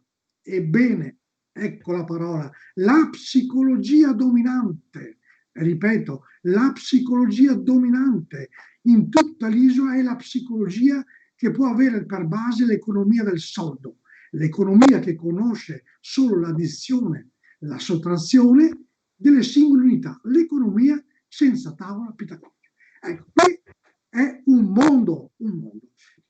Però lo potremo prendere da molte parti. C'è chi lo prende dalla parte della didattica, dell'insegnamento, della scuola, chi della cultura. Io lo prendo dalla parte della psicologia. E per farvi capire spiegare come questo mondo sia utile alla psicologia, vi riporto un altro aneddoto. Arriviamo agli anni 60, dopo la prima guerra mondiale, le Nazioni Unite fanno un programma di alfabetizzazione delle popolazioni subsahariane in Nigeria e mandano degli equip per insegnare la matematica, perché dicendo che se questi popoli avessero imparato la matematica sicuramente sarebbero stati passati più evoluti e più pronti. Bene, in questa equipe c'è un giovane allora psicologo, Michael Cole, che è oggi uno dei più onesti, io chiamo rappresentanti, di quella che viene definita psicologia culturale. No, nome su cui io non condivido molto, ma persona molto importante, molto bravo. E cosa succede? Che lì loro insegnano la matematica, provano, ma queste persone non imparano la materia, non sono capaci. E allora Cole fa una riflessione, io riporto ciò che lui riporta sul suo libro, no? Ha pensato, ma per caso forse hanno ragione i russi? Poi arriveremo chi sono i russi. E imposta la sua ricerca, la sua impostazione, andando a capire come facevano, cioè quali erano i rapporti in questa popolazione di Kepele. E lui dice, questa è una società dei cereali, del grano, così come quella era, diciamo, la filosofia dominante era il 4, qui è il grano. E contrattare col grano, commercializzare col grano, avevano delle loro unità di misura, erano delle ciotole, più o meno grandi, a vario tipo, e con queste ciotole loro regolavano i loro affari. Allora Cole imposta un test, utilizzando le ciotole, cioè utilizzando quel modo di ragionare. Prepara un test, lo somministra, così, a dei giovani Kepele e a dei giovani americani, a dei Kepele e a degli americani. Professor Ghiro, dottor Ghiro, abbiamo dei problemi sul microfono ogni tanto perché sentiamo che va a scatti, quindi non capiamo se c'è qualcosa che sta colpendo il microfono. No. Perché abbiamo ogni tanto proprio dei rumori dal suo collegamento, quindi non riesco a capire se c'è qualcosa che colpisce il microfono o che cosa possa causare. Da dove mi avete perso intanto? Che allora ricomincio di là, io non tocco niente, è come abbiamo impostato. Ok, allora ripartiamo, diciamo, l'ultima frase, che è quella che ha dato più problemi. Insomma, allora, prego. Forse è io che muovendomi mi muovo molto e faccio un po' di cose. Forse è quello. Allora, allora Michael Cole, visto che non riescono a insegnare a questa tribù la matematica, dice forse hanno ragione i russi. Poi vedremo a chi si riferiva. E imposta uno studio di come i Kepele gestiscono i loro rapporti economici e lui dice loro hanno una società dei cereali, del riso, no? E gestiscono i loro rapporti economici con delle ciotole di vario tipo, corrispondono a cose diverse. Quindi imposta un test con questa filosofia, no? E somministra il test a dei giovani Kepele e a dei giovani americani. e a degli adulti Kepele e a degli adulti americani. Qual è il risultato? Che i giovani Kepele e i giovani americani non superano il test perché non hanno ancora imparato la matematica, loro no, sono giovani. Gli adulti Kepele superano brillantemente il test, gli adulti americani non sono capaci di superare il test. E chi ha detto allora verrebbe da dire che l'intelligenza, se fossero così di intelligenza, gli intelligenti sarebbero i Kepele e non gli americani. Questo testo fa un altro riferimento a cui allora mi collego a Gramsci. Quando Kohl dice i russi hanno ragione, non si riferisce alla Russia in generale, ma si riferisce in particolare a due russi, a Luria, Alessandro Romanovich Luria, e a Vygotsky. Luria era quello che allora in quel tempo difendeva le idee vietate, così era, di Vygotsky, e Kohl aveva fatto dopo il suo laurea un anno di stage in Russia proprio da Luria. E Luria le aveva detto: leggi queste cose, impara queste cose. Che faccia? Si sente? Sì, ascolta Alessandro, non è che tu hai il telefonino acceso? No. Ah, l'hai spento il telefono, ok. Sì. Ok. E quindi gli dice, da quel ragionamento aprì questa nuova strada, no? Che poi ritrovare. E quindi voglio dire, Gramsci, la psicologia di Gramsci, il suo modo di intendere la psicologia è un modo, a mio avviso, ancora più che utile, è utilissimo. Quindi se voi siete d'accordo passerei a, oppure se hai qualche domanda, io sono qua. No, io mi sono sempre incuriosito in una frase di Gramsci che è collegata alla, diciamo, alla Sardegna, ecco, al modo di intendere la Sardegna, quando dice io sono un sardo senza complicazioni psicologiche. Secondo te cosa intende? Che non ha le nostre complicazioni psicologiche, ne ha altre, ma non quelle che vive in quel momento. Probabilmente sta parlando alla moglie, Tania, è in una lettera a Tania. Con complicazioni psicologiche non le ho. Ed è qui il punto vero, cioè cos'è la psicologia? Com'è possibile che se in quel momento Gramsci pone il rapporto con sua moglie un rapporto di psicologico, no? Cioè tu hai dei problemi, no, la Tania andava, diciamo, la moglie andava anche un po' in analisi, no, c'è tutto una certa. Mentre dice Gramsci, io quelli tuoi problemi non li vivo, cioè non ce li ho, cioè, però lui cita la psicologia. Allora già da questo possiamo dire che Gramsci aveva un concetto un po' diverso dalla psicologia di quello che generalmente si intende.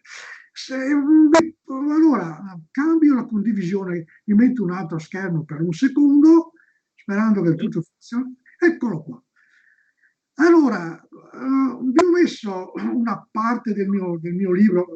Il libro non costa niente, nel mio sito può essere letto, scaricato, e quindi faccio propaganda alla lettura. Io qui vi riporto alcune parole cardini del concetto della psicologia di Gramsci. Una sono i movimenti molecolari. Questo è un punto fondamentale. Il molecolare nella psicologia è sempre stato un punto ed è ancora oggi un punto fondamentale. Se poi al concetto di molecolare associamo in via teorica il concetto di molecola, tal quale significa, le cose cominciano a assumere una certa rilevanza. Un altro punto è la tematica dello psicofisico. In Gramsci e per lui è, diciamo, psico-fisico, no? Politica-tecnica, no? Marxismo-leninismo, cioè quel trattino non è un trattino, è un qualcosa di più, è un qualcosa che mette insieme le due cose. Ecco, questo il concetto di psicofisico è uno dei cose che noi troviamo spesso in Gramsci. Gramsci psicologo, no, Gramsci che analizza studia, vede e adopera questo concetto. Non certo dal punto di vista psicologico in quel momento, e però è un concetto che in psicologia va bene. La cosa che poi io tento di individuare è che Gramsci è linguista, lui è un linguista. Poi cosa questo voglia dire potremmo discutere, ma sicuramente è un linguista, e quando parla di politica, di lotta di classe, di queste cose, lui ha anche un'altra visione. No, lui dice, Gramsci, dice, in realtà ogni movimento politico crea un linguaggio. Allora qualcuno direbbe,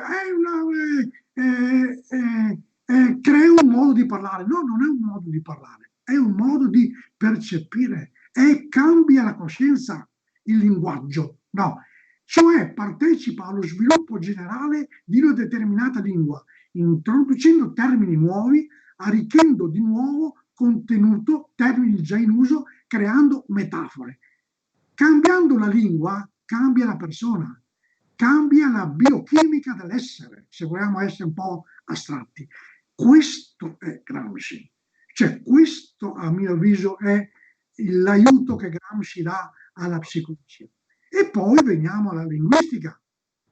Voi sapete che era un allievo del Bartoli, che era uno dei linguisti moderni, cioè coloro che prendevano del Saussure, venivano da quella linguistica che ormai non era più elencativa, ma era una Saussure, io dico storica, anche se si preferisce dire strutturale, poi su questo potremmo discutere 40 anni. No, intanto io preferisco adoperare il termine storico, anche se storico di per sé stesso non vuol dire niente, se non mi dici come, il perché, quella storia, ma insomma, storico mi piace di più.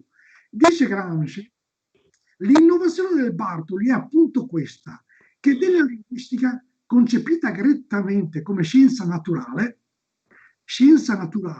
sono naturali le scienze? Cioè, cosa vuol dire scienza naturale?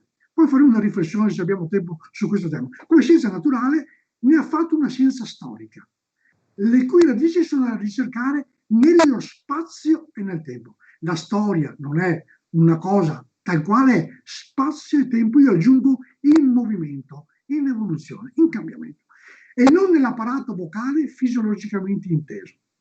La lingua non è dunque grammatica. Infatti il nostro, come si chiama, la grammatica generativa è un'altra cosa. Lodi, se non sbagliamo, cioè la grammatica della fantasia. Quindi la grammatica non è grammatica, è altra cosa, ma dovrebbe essere trattata come una concezione del mondo, come l'espressione di una coscienza del mondo. La lingua, chiaro. Il perfezionamento tecnico dell'espressione, sia quantitativo, acquisito di nuovi mezzi di espressione, sia qualitativo, acquisito delle sfumature di significato e di un ordine più complesso, sintattico e stilistico. Significa ampliamento della concezione del mondo e della storia. È Vygotsky. Questo, se io vi leggo Vygotsky, solo che la differenza tra Gramsci e Vygotsky qual è? Che Vygotsky è uno psicologo. E quindi questi termini, questa visione,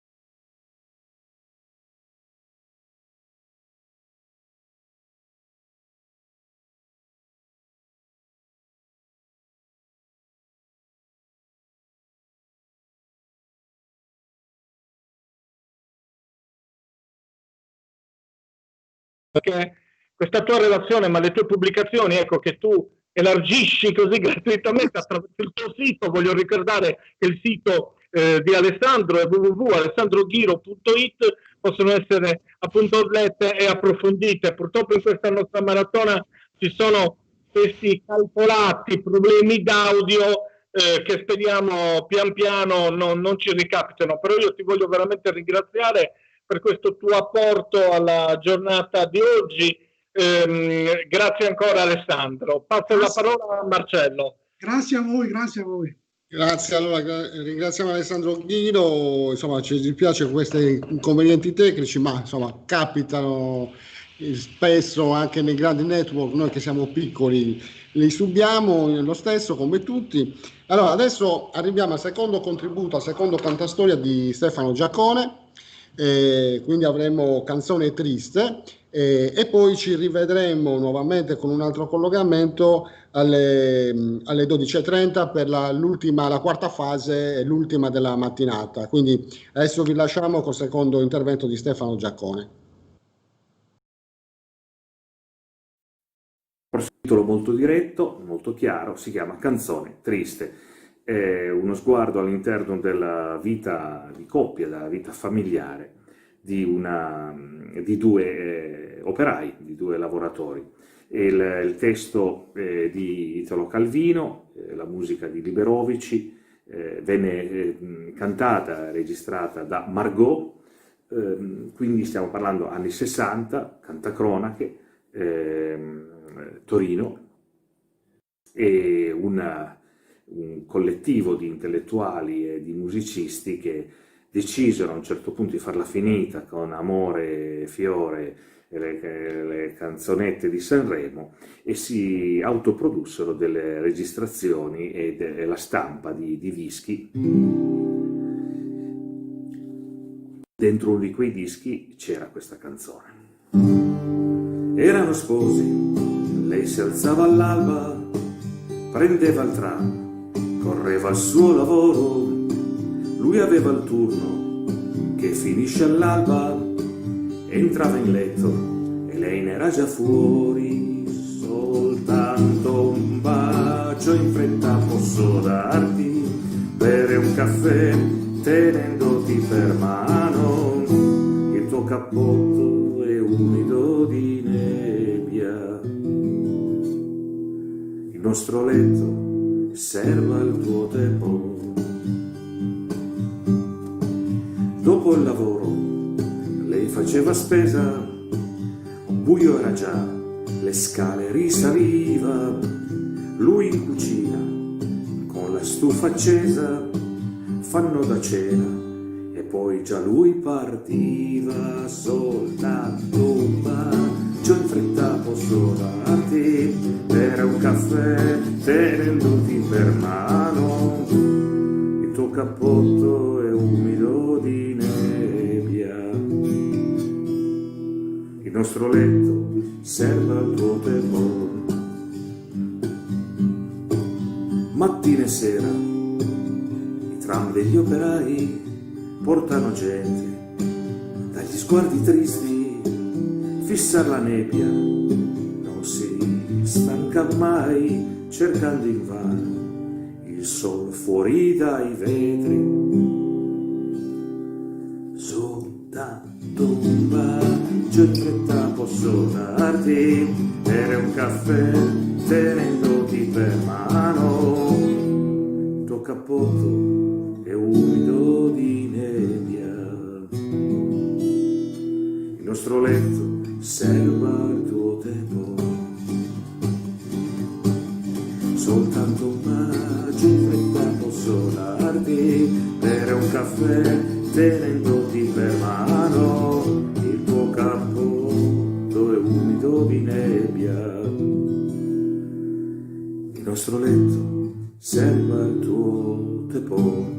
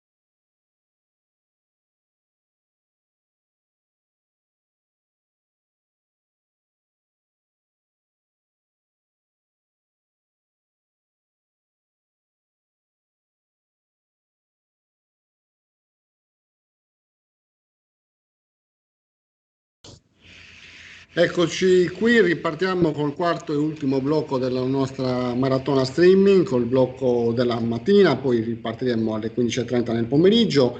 Abbiamo visto in questo intervallo l'opera di Paolo Lano realizzata nel 2020 e purtroppo anche l'artista che nel 2020 ci ha lasciato, quindi insomma ci ha fatto piacere anche ricordarlo con quest'opera dedicata a Gramsci.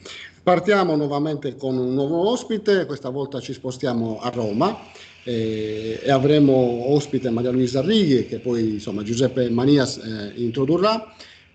Quindi parleremo di un cronista musicale a Torino, quindi un altro aspetto della vita di Antonio Gramsci.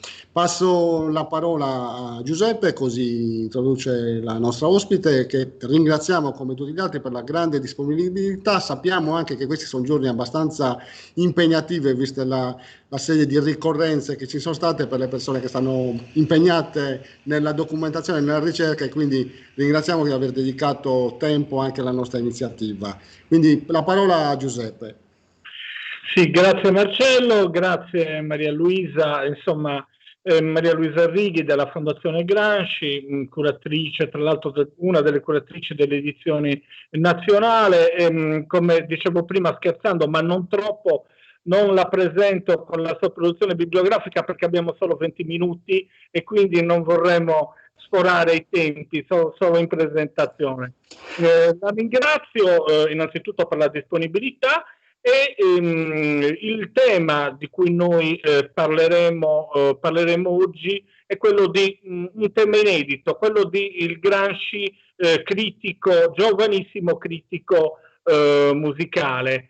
Nei due volumi di scritti dell'edizione nazionale, tra l'altro curati insieme a Luciano Rapone, usciti sin qui, avete incluso all'incirca una 60 di recensioni di concerti e di teatro e musica che erano comparse, diciamo, nelle cronache torinesi dell'Avanti tra gli anni 16 e 17. Ecco, la cosa strana anche per chi ha studiato e si interessa di bibliografia gramsciana è come mai non era nota questa attività. Qual era la motivazione per cui non fosse nota questa attività? Introduco ancora dicendo che l'intervento della dottoressa Righi è un estratto, insomma, di una pubblicazione uscita, Un nuovo Gramsci, edita Viella nel 2020, dove c'è appunto questo intervento, Gramsci, un giovane critico musicale. Grazie Peppe della presentazione. Diciamo, dobbiamo fare una premessa. Sull'Avanti, ma anche su molti altri giornali, i redattori non firmavano i loro articoli. Delle migliaia di articoli che Gramsci ha scritto sull'Avanti, poi sull'Ordine Nuovo, l'Unità, forse solo una ventina sono firmati Gramsci. Tutti gli altri sono apparsi anonimi e quindi l'attribuzione a Gramsci è una responsabilità dei curatori che hanno curato le varie raccolte, gli studiosi che hanno segnalato articoli che potevano essere di Gramsci. E non sempre c'è accordo tra i vari curatori. Nei volumi che abbiamo pubblicato ci sono 9 attribuzioni, ma ci sono anche degli articoli che non sono più stati attribuiti. Noi ci dobbiamo avvalere, o meglio, nel passato si sono potuti avvalere di alcune testimonianze, e poi c'è l'analisi linguistica del contenuto e così via. E gli scritti teatrali, diciamo, hanno un po' la stessa sorte. Perché mi hai chiesto, le recensioni musicali non sono state comprese nella pubblicazione, che è stata tra l'altro la prima. Gli scritti teatrali furono i primi scritti giornalistici che sono stati conosciuti, perché apparvero nel 50 in appendice a un volume dei quaderni Letteratura e Vita Nazionale, mentre per gli scritti giornalistici bisogna aspettare qualche anno, il 58. Perché le hanno scartate? Il primo perché secondo me mancavano testimonianze sulla sua attività di cronista musicale, ma è anche vero che la maggior parte dei testimoni di cui si avvalsero i primi curatori conobbero Gramsci, frequentarono Gramsci al giornale, soprattutto in seguito all'Ordine Nuovo, ma nel maggio del 19, in concomitanza con l'avvio dell'ordine nuovo, l'Avanti assume un critico specializzato e Gramsci smette di seguire i teatri musicali e i concerti. Seguirà soltanto il teatro fino al 20. Il secondo motivo fu probabilmente l'esiguità delle riflessioni sulla musica contenute nei quaderni e nelle lettere, pensando che quindi probabilmente la musica non gli interessasse. Ora noi abbiamo fatto una scelta così diversa, secondo me, diciamo in maniera motivata e studiando molto prima di azzardarci in una così radicale revisione. Sempre le incertezze e le valutazioni soggettive ci sono sempre, quindi diciamo tutti possono contestare, forse non tanto l'impianto quanto le singole attribuzioni. Tutto ha avuto inizio con una lettura un po' casuale ed è stata veramente un'avventura entusiasmante. Avevo controllato degli articoli su un giorno dove ne compaiono 2 di articoli di Gramsci, un sotto la mole e un editoriale, il 17 maggio del 16. E così mi è cascato l'occhio su un articoletto che era fuori dalla rubrica teatri, con un titolo invitante: Concerti e sconcerti al liceo musicale, e un sarcastico occhiello: serate bigie. Così mi sono incuriosita pensando di trovare uno dei resoconti dei tanti raduni patriottici che offrivano a Gramsci il destro per evidenziare la pochezza culturale di quegli incontri e di quegli intellettuali. Mi colpì subito l'attenzione dedicata al pubblico, accostato a scimmiette ammaestrate, vestite in marsina e frac che, fasciando del vuoto, non si sa come rimangano dritte. Cioè uno se le può immaginare veramente come una cinematografia. Ora, le scimmiette sono veramente un topos gramsciano che lui riprende da Kipling per sottolineare l'inconsistenza morale e storica degli individui e dei gruppi sociali. Su questo c'è una vasta letteratura. L'altro elemento che colpiva è l'effetto che produce nell'articolista. Questo passo, ve lo devo leggere: non riesce a vincere lo sconcerto dei nervi la musica. Ogni sforzo di astrarsi dall'esasperante cicaleccio riesce vano. Un martello d'argento mi picchia la scatola cranica.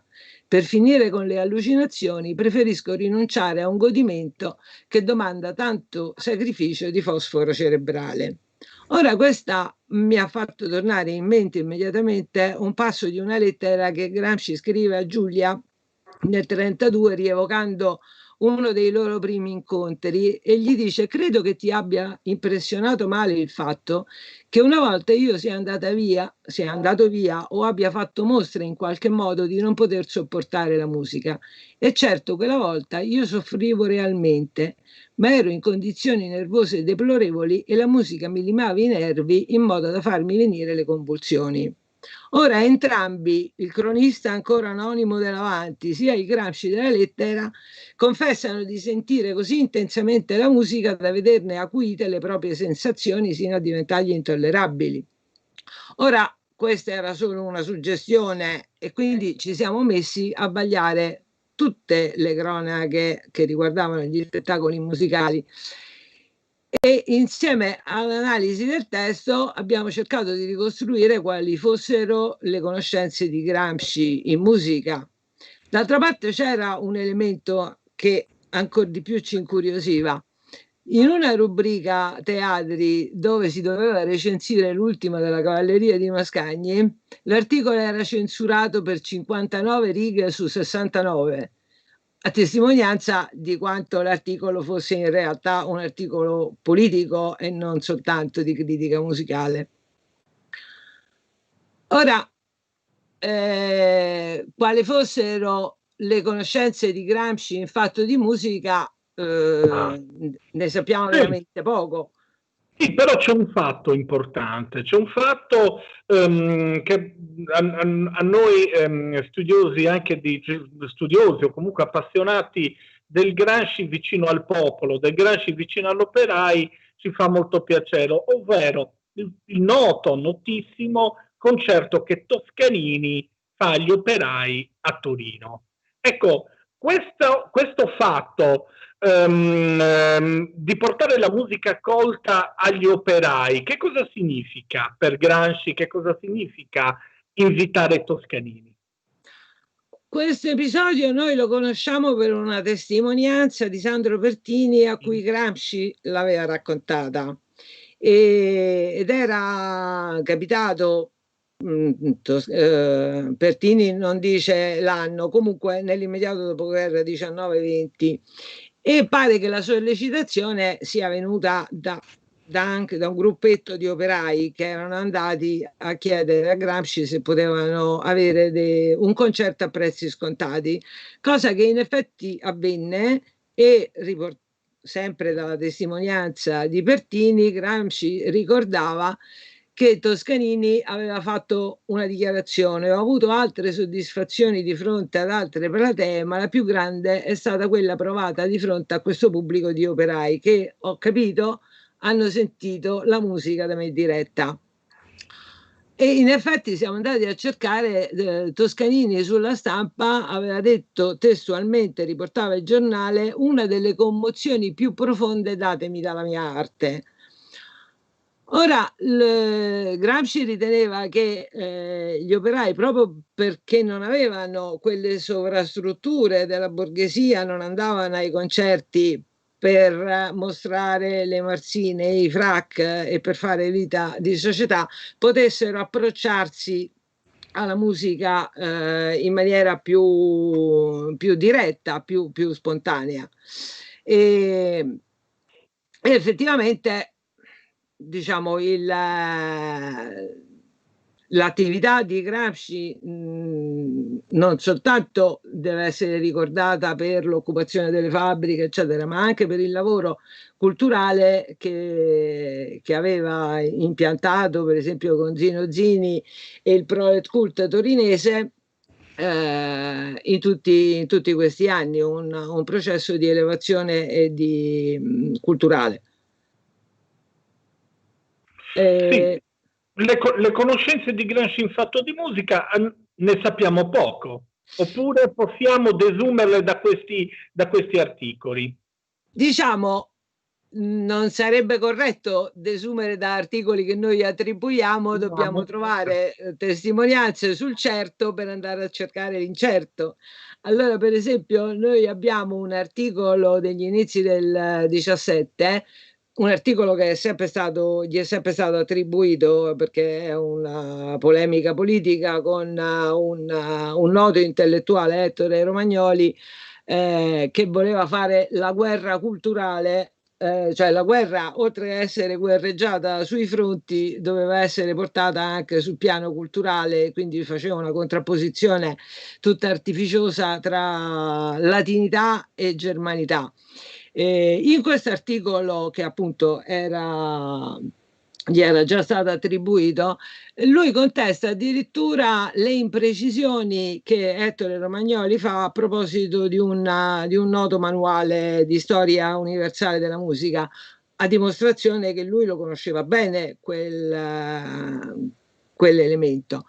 Un altro indicatore veramente molto interessante e fin qui poco studiato, è conservato dalla Fondazione Gramsci e non ha ancora avuto veramente degli studi dedicati, è uno schedario bibliografico, probabilmente del suo posseduto, cioè dei libri e degli articoli delle riviste che lui possedeva, compilato tra il 1910 e l'estate del 12. Beh, per quanto vi siano molte lacune, ci sono blocchi interi di lettere dell'alfabeto di autori, non ci sono. Lo schedario testimonia come la musica per lui sia al pari delle altre forme artistiche, cioè ci sono recensioni di libri di storia della musica, ritratti di artisti. Fidanco è segnato un articolo sul Congresso Musicale di Milano del 1908 sull'insegnamento della musica, e quindi lui è pienamente inserito nella cultura del suo tempo. Infatti, dalla fine dell'Ottocento la musica apparve a molti giovani intellettuali come l'arte del futuro, capace di superare le barriere linguistiche, di unire gli uomini e così via. E non a caso uno degli intellettuali di riferimento del gruppo dell'Ordine Nuovo, Tasca, Togliatti, sia il musicologo Romain Rolland. Non solo perché Rolland con lo scoppio della guerra era un simbolo del pacifismo, e di lui, ricordiamolo, da lui Gramsci riprende il motto pessimismo della ragione e ottimismo della volontà.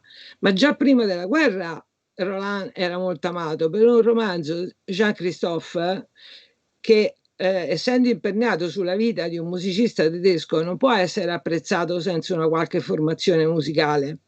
E consideriamo che all'epoca non è possibile conoscere musica sinfonica se non attraverso l'esecuzione diretta. Noi adesso streaming, dischi, registrazioni, ma all'epoca un disco 78 giri conteneva solo pochi minuti di musica, quindi neanche le ouverture potevano essere registrate. I dischi riproducevano arie ed opere popolari, e quindi per conoscere la musica bisognava soltanto frequentare le sale da concerto, che è quello che Gramsci farà a Cagliari. Sì, al fine di tutto questo discorso, ma Antonio Gramsci, che tipo di critico è? La curiosità che viene a tutti noi è quella: qual è la musica che preferisce? Allora, noi come edizione nazionale ci siamo dati come regola di non interpretare i testi, ma di analizzarli nelle sue connessioni con la sua opera, il suo pensiero, eccetera. Quindi attribuiamo, ma non interpretiamo, e io non sono peraltro una musicologa. Lo stesso Gramsci non pretende di essere un critico musicale. In uno degli articoli si dice proprio testualmente: non siamo critici ma cronisti, non abbiamo alcuna dimestichezza con i ferri del mestiere. E in effetti in questi articoli si compensano molto le carenze, diciamo, tecniche di critico sulle esecuzioni, con puntuali notazioni storiche sugli autori e sulle opere, mentre i giudizi appaiono più passionali, addirittura con qualche cedimento al sentimentale, quasi a voler comunicare. Ritorniamo alla domanda che mi avevi fatto prima sul rapporto con i semplici, gli operai che assistevano agli spettacoli, dare gli strumenti per aprire le possibilità di un godimento estetico con, e so parole di Gramsci, ingenuità e purezza di comprensione. Diciamo che la sincerità è uno dei cardini morali di Gramsci, e su questo giudica il teatro di prosa e anche quello musicale. Potrei fare molte citazioni. Il più grande vizio del carattere degli italiani è l'insincerità, e non bisogna mai stancarsi di battere contro la mentalità massonica e gesuitica che regge forme di vita equivoca, falsa e ipocrita. E così anche nel teatro di prosa critica le insincere tirate retoriche di questa o quell'altra rappresentazione o testo.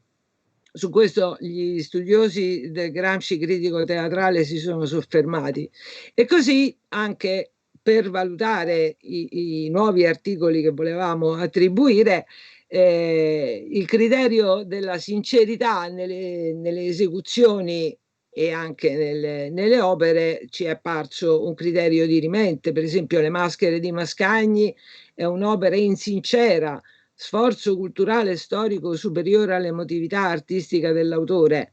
Non apprezza Puccini, per esempio, a volte sono solo pochi accenni, altre volte gli dedica interi articoli.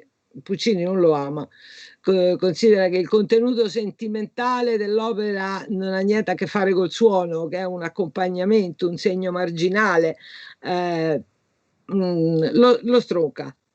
Apprezza invece, per esempio, l'anima beethoveniana e ripugnante ad ogni ipocrisia di una pianista polacca che era venuta a fare un concerto. molto spazio in queste cronache hanno le operette, perché era il genere di successo e anche Gramsci non disegnava il genere, si divertiva, e oltretutto sulle operette si era aperta una battaglia, come accennavo prima, tra anti-germanica, perché le operette di successo erano tendenzialmente provenivano da Vienna, coi valzer e così via, ed erano diventate un bersaglio dei nazionalisti. E quindi appunto questa guerra culturale che lui sferzava negli articoli relativi a conferenze, eccetera, si intravede anche in molte recensioni di operette. C'è stato più difficile perché appunto tra il teatro di prosa e il teatro di operetta, alla fine sempre teatro è parlato, diciamo. Il più difficile è stato decidere sulle cronache relative ai concerti. Intanto perché c'era un'altra persona che collaborava al giornale, che è nettamente diverso da Gramsci, dovrebbe essere più anziano perché fa dei ricordi che risalgono molto tempo prima, un appassionato di Mascagni, che Gramsci non è, un po' retorico, non amante delle sperimentazioni, che invece a Gramsci incuriosiscono molto. E poi, come dicevo, nel recensire concerti si colgono accenti lirici che in Gramsci sono rari. Rari ma non assenti, ed è possibile che l'esperienza musicale, proprio perché comunica immagini e impressioni totali, che è un'espressione che Gramsci scrive in una lettera a Tania a proposito del jazz, induca Gramsci a lasciare la sua maschera di cinismo per rivelare invece il suo animo appassionato, desideroso di una connessione sentimentale con l'umanità. È un animo che Gramsci solitamente dissimula, ma che trapela per esempio nei momenti in cui gli operai vivono delle sconfitte, e allora abbandona il sarcasmo per usare le parole dell'amore. Quando c'è la repressione della rivolta dell'agosto 17 dice: il proletariato vuole comprensione intelligente e simpatia piena di amore. Oppure come dopo la sconfitta dell'occupazione delle fabbriche vi è quell'omaggio molto noto agli uomini di carne e ossa. Ecco, poi sulla qualità di queste cronache e di quale profilo di gusti, di taglio se ne possa trarre, io direi che si ci metteranno i critici. Per quanto riguarda noi curatori, ci limitiamo a illustrare i criteri che ci hanno condotto a includere questi articoli nell'edizione nazionale degli scritti di Gramsci, che spero troveranno poi gli esperti che li studieranno e ne approfondiranno i risvolti. Vorrei dire che la musica e le arti non verbali costituiscono per Gramsci un nodo teorico importante, ma che potrei dire non sente di avere gli strumenti per affrontarli. In una delle sue ultime riflessioni, il quaderno 23, che è redatto a Formia presumibilmente nella seconda metà del 34, quindi veramente una delle ultime cose sue, Gramsci non si nasconde che la differenza tra l'arte letteraria e le altre forme di espressione artistica, figurative, musicali, orchestriche, eccetera, sono parole sue, resta un problema, ma che si sarebbe dovuto definire e precisare in modo teoricamente giustificato e comprensibile, perché l'emozione artistica che queste arti sono in grado di suscitare in larghi strati della popolazione costituiscono una questione che va inevitabilmente affrontata se si vuole definire una politica di cultura delle masse popolari. Ecco, questo è veramente un problema che si deve affrontare, che lui pone come tema ma che non conclude.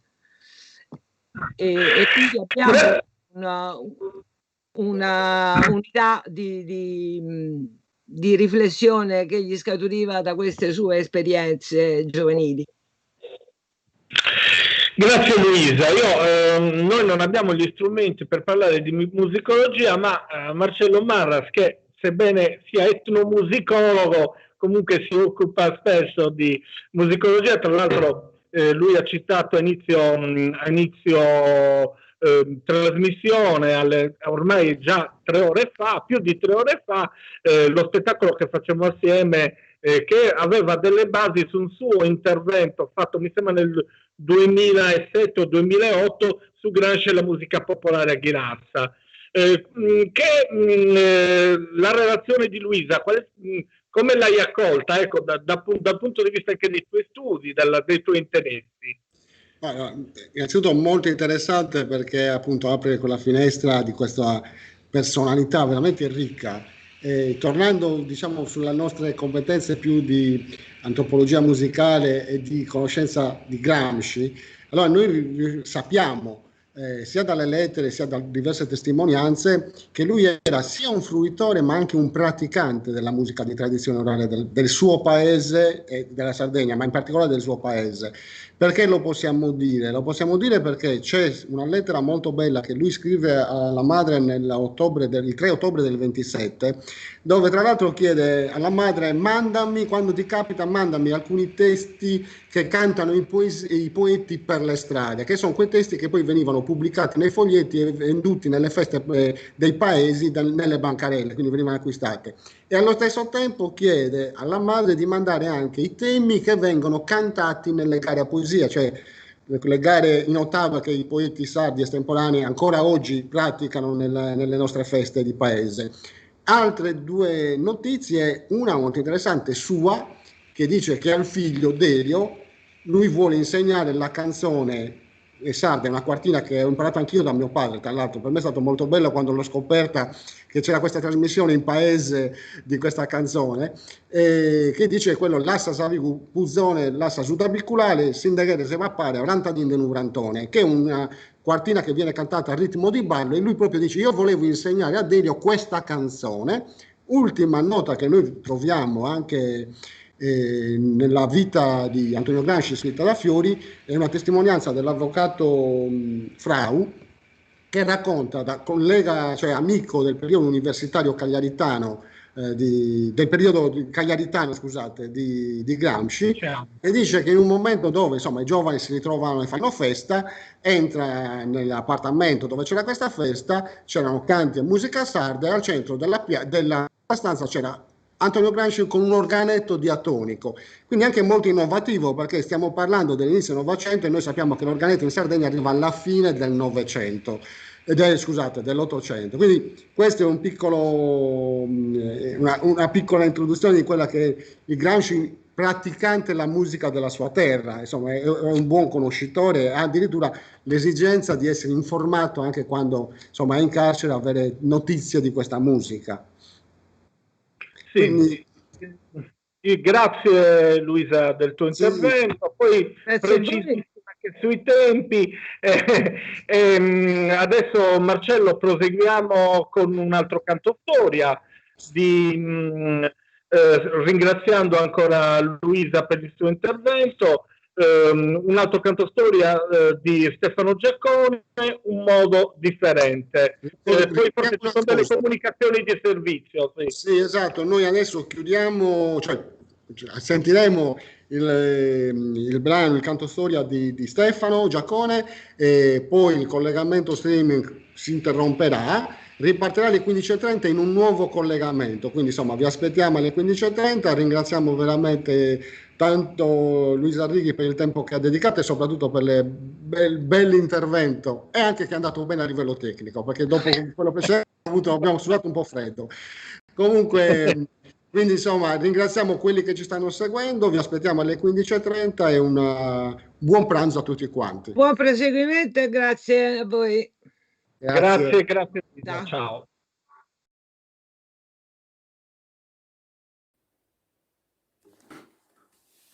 A Different Kind of Love Song, una canzone di Dick Gallen, un grandissimo cantautore, musicista scozzese, militante, che io ho conosciuto musicalmente prima nei primi anni '80, durante il lungo e doloroso sciopero dei minatori in Scozia, in Galles e in generale in Gran Bretagna.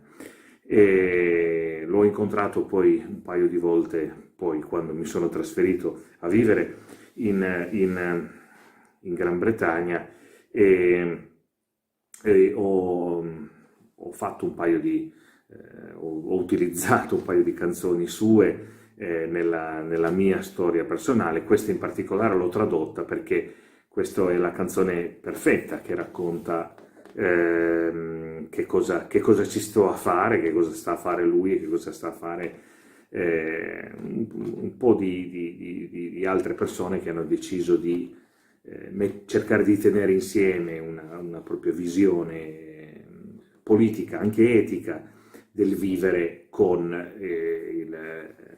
esprimersi attraverso la musica. Quindi questa è una canzone sua che si chiama Un modo diverso nella mia traduzione, che è una traduzione, posso dire, fedele, ed è in un certo senso racconta qual è l'attitudine, qual è l'atteggiamento che io ho nel cercare appunto di raccontare storie col teatro e con le canzoni. In un certo senso una canzone gramsciana.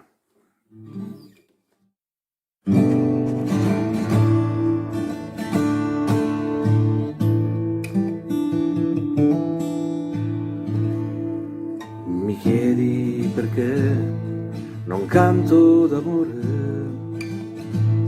le canzoni che canto ti fanno intristire, dici ascolto la musica un po' per fuggire dalle cose che mi fanno soffrire, dici canto solo problemi e paure e che non ti divertono mai, dici cerca di far sorridere gli altri,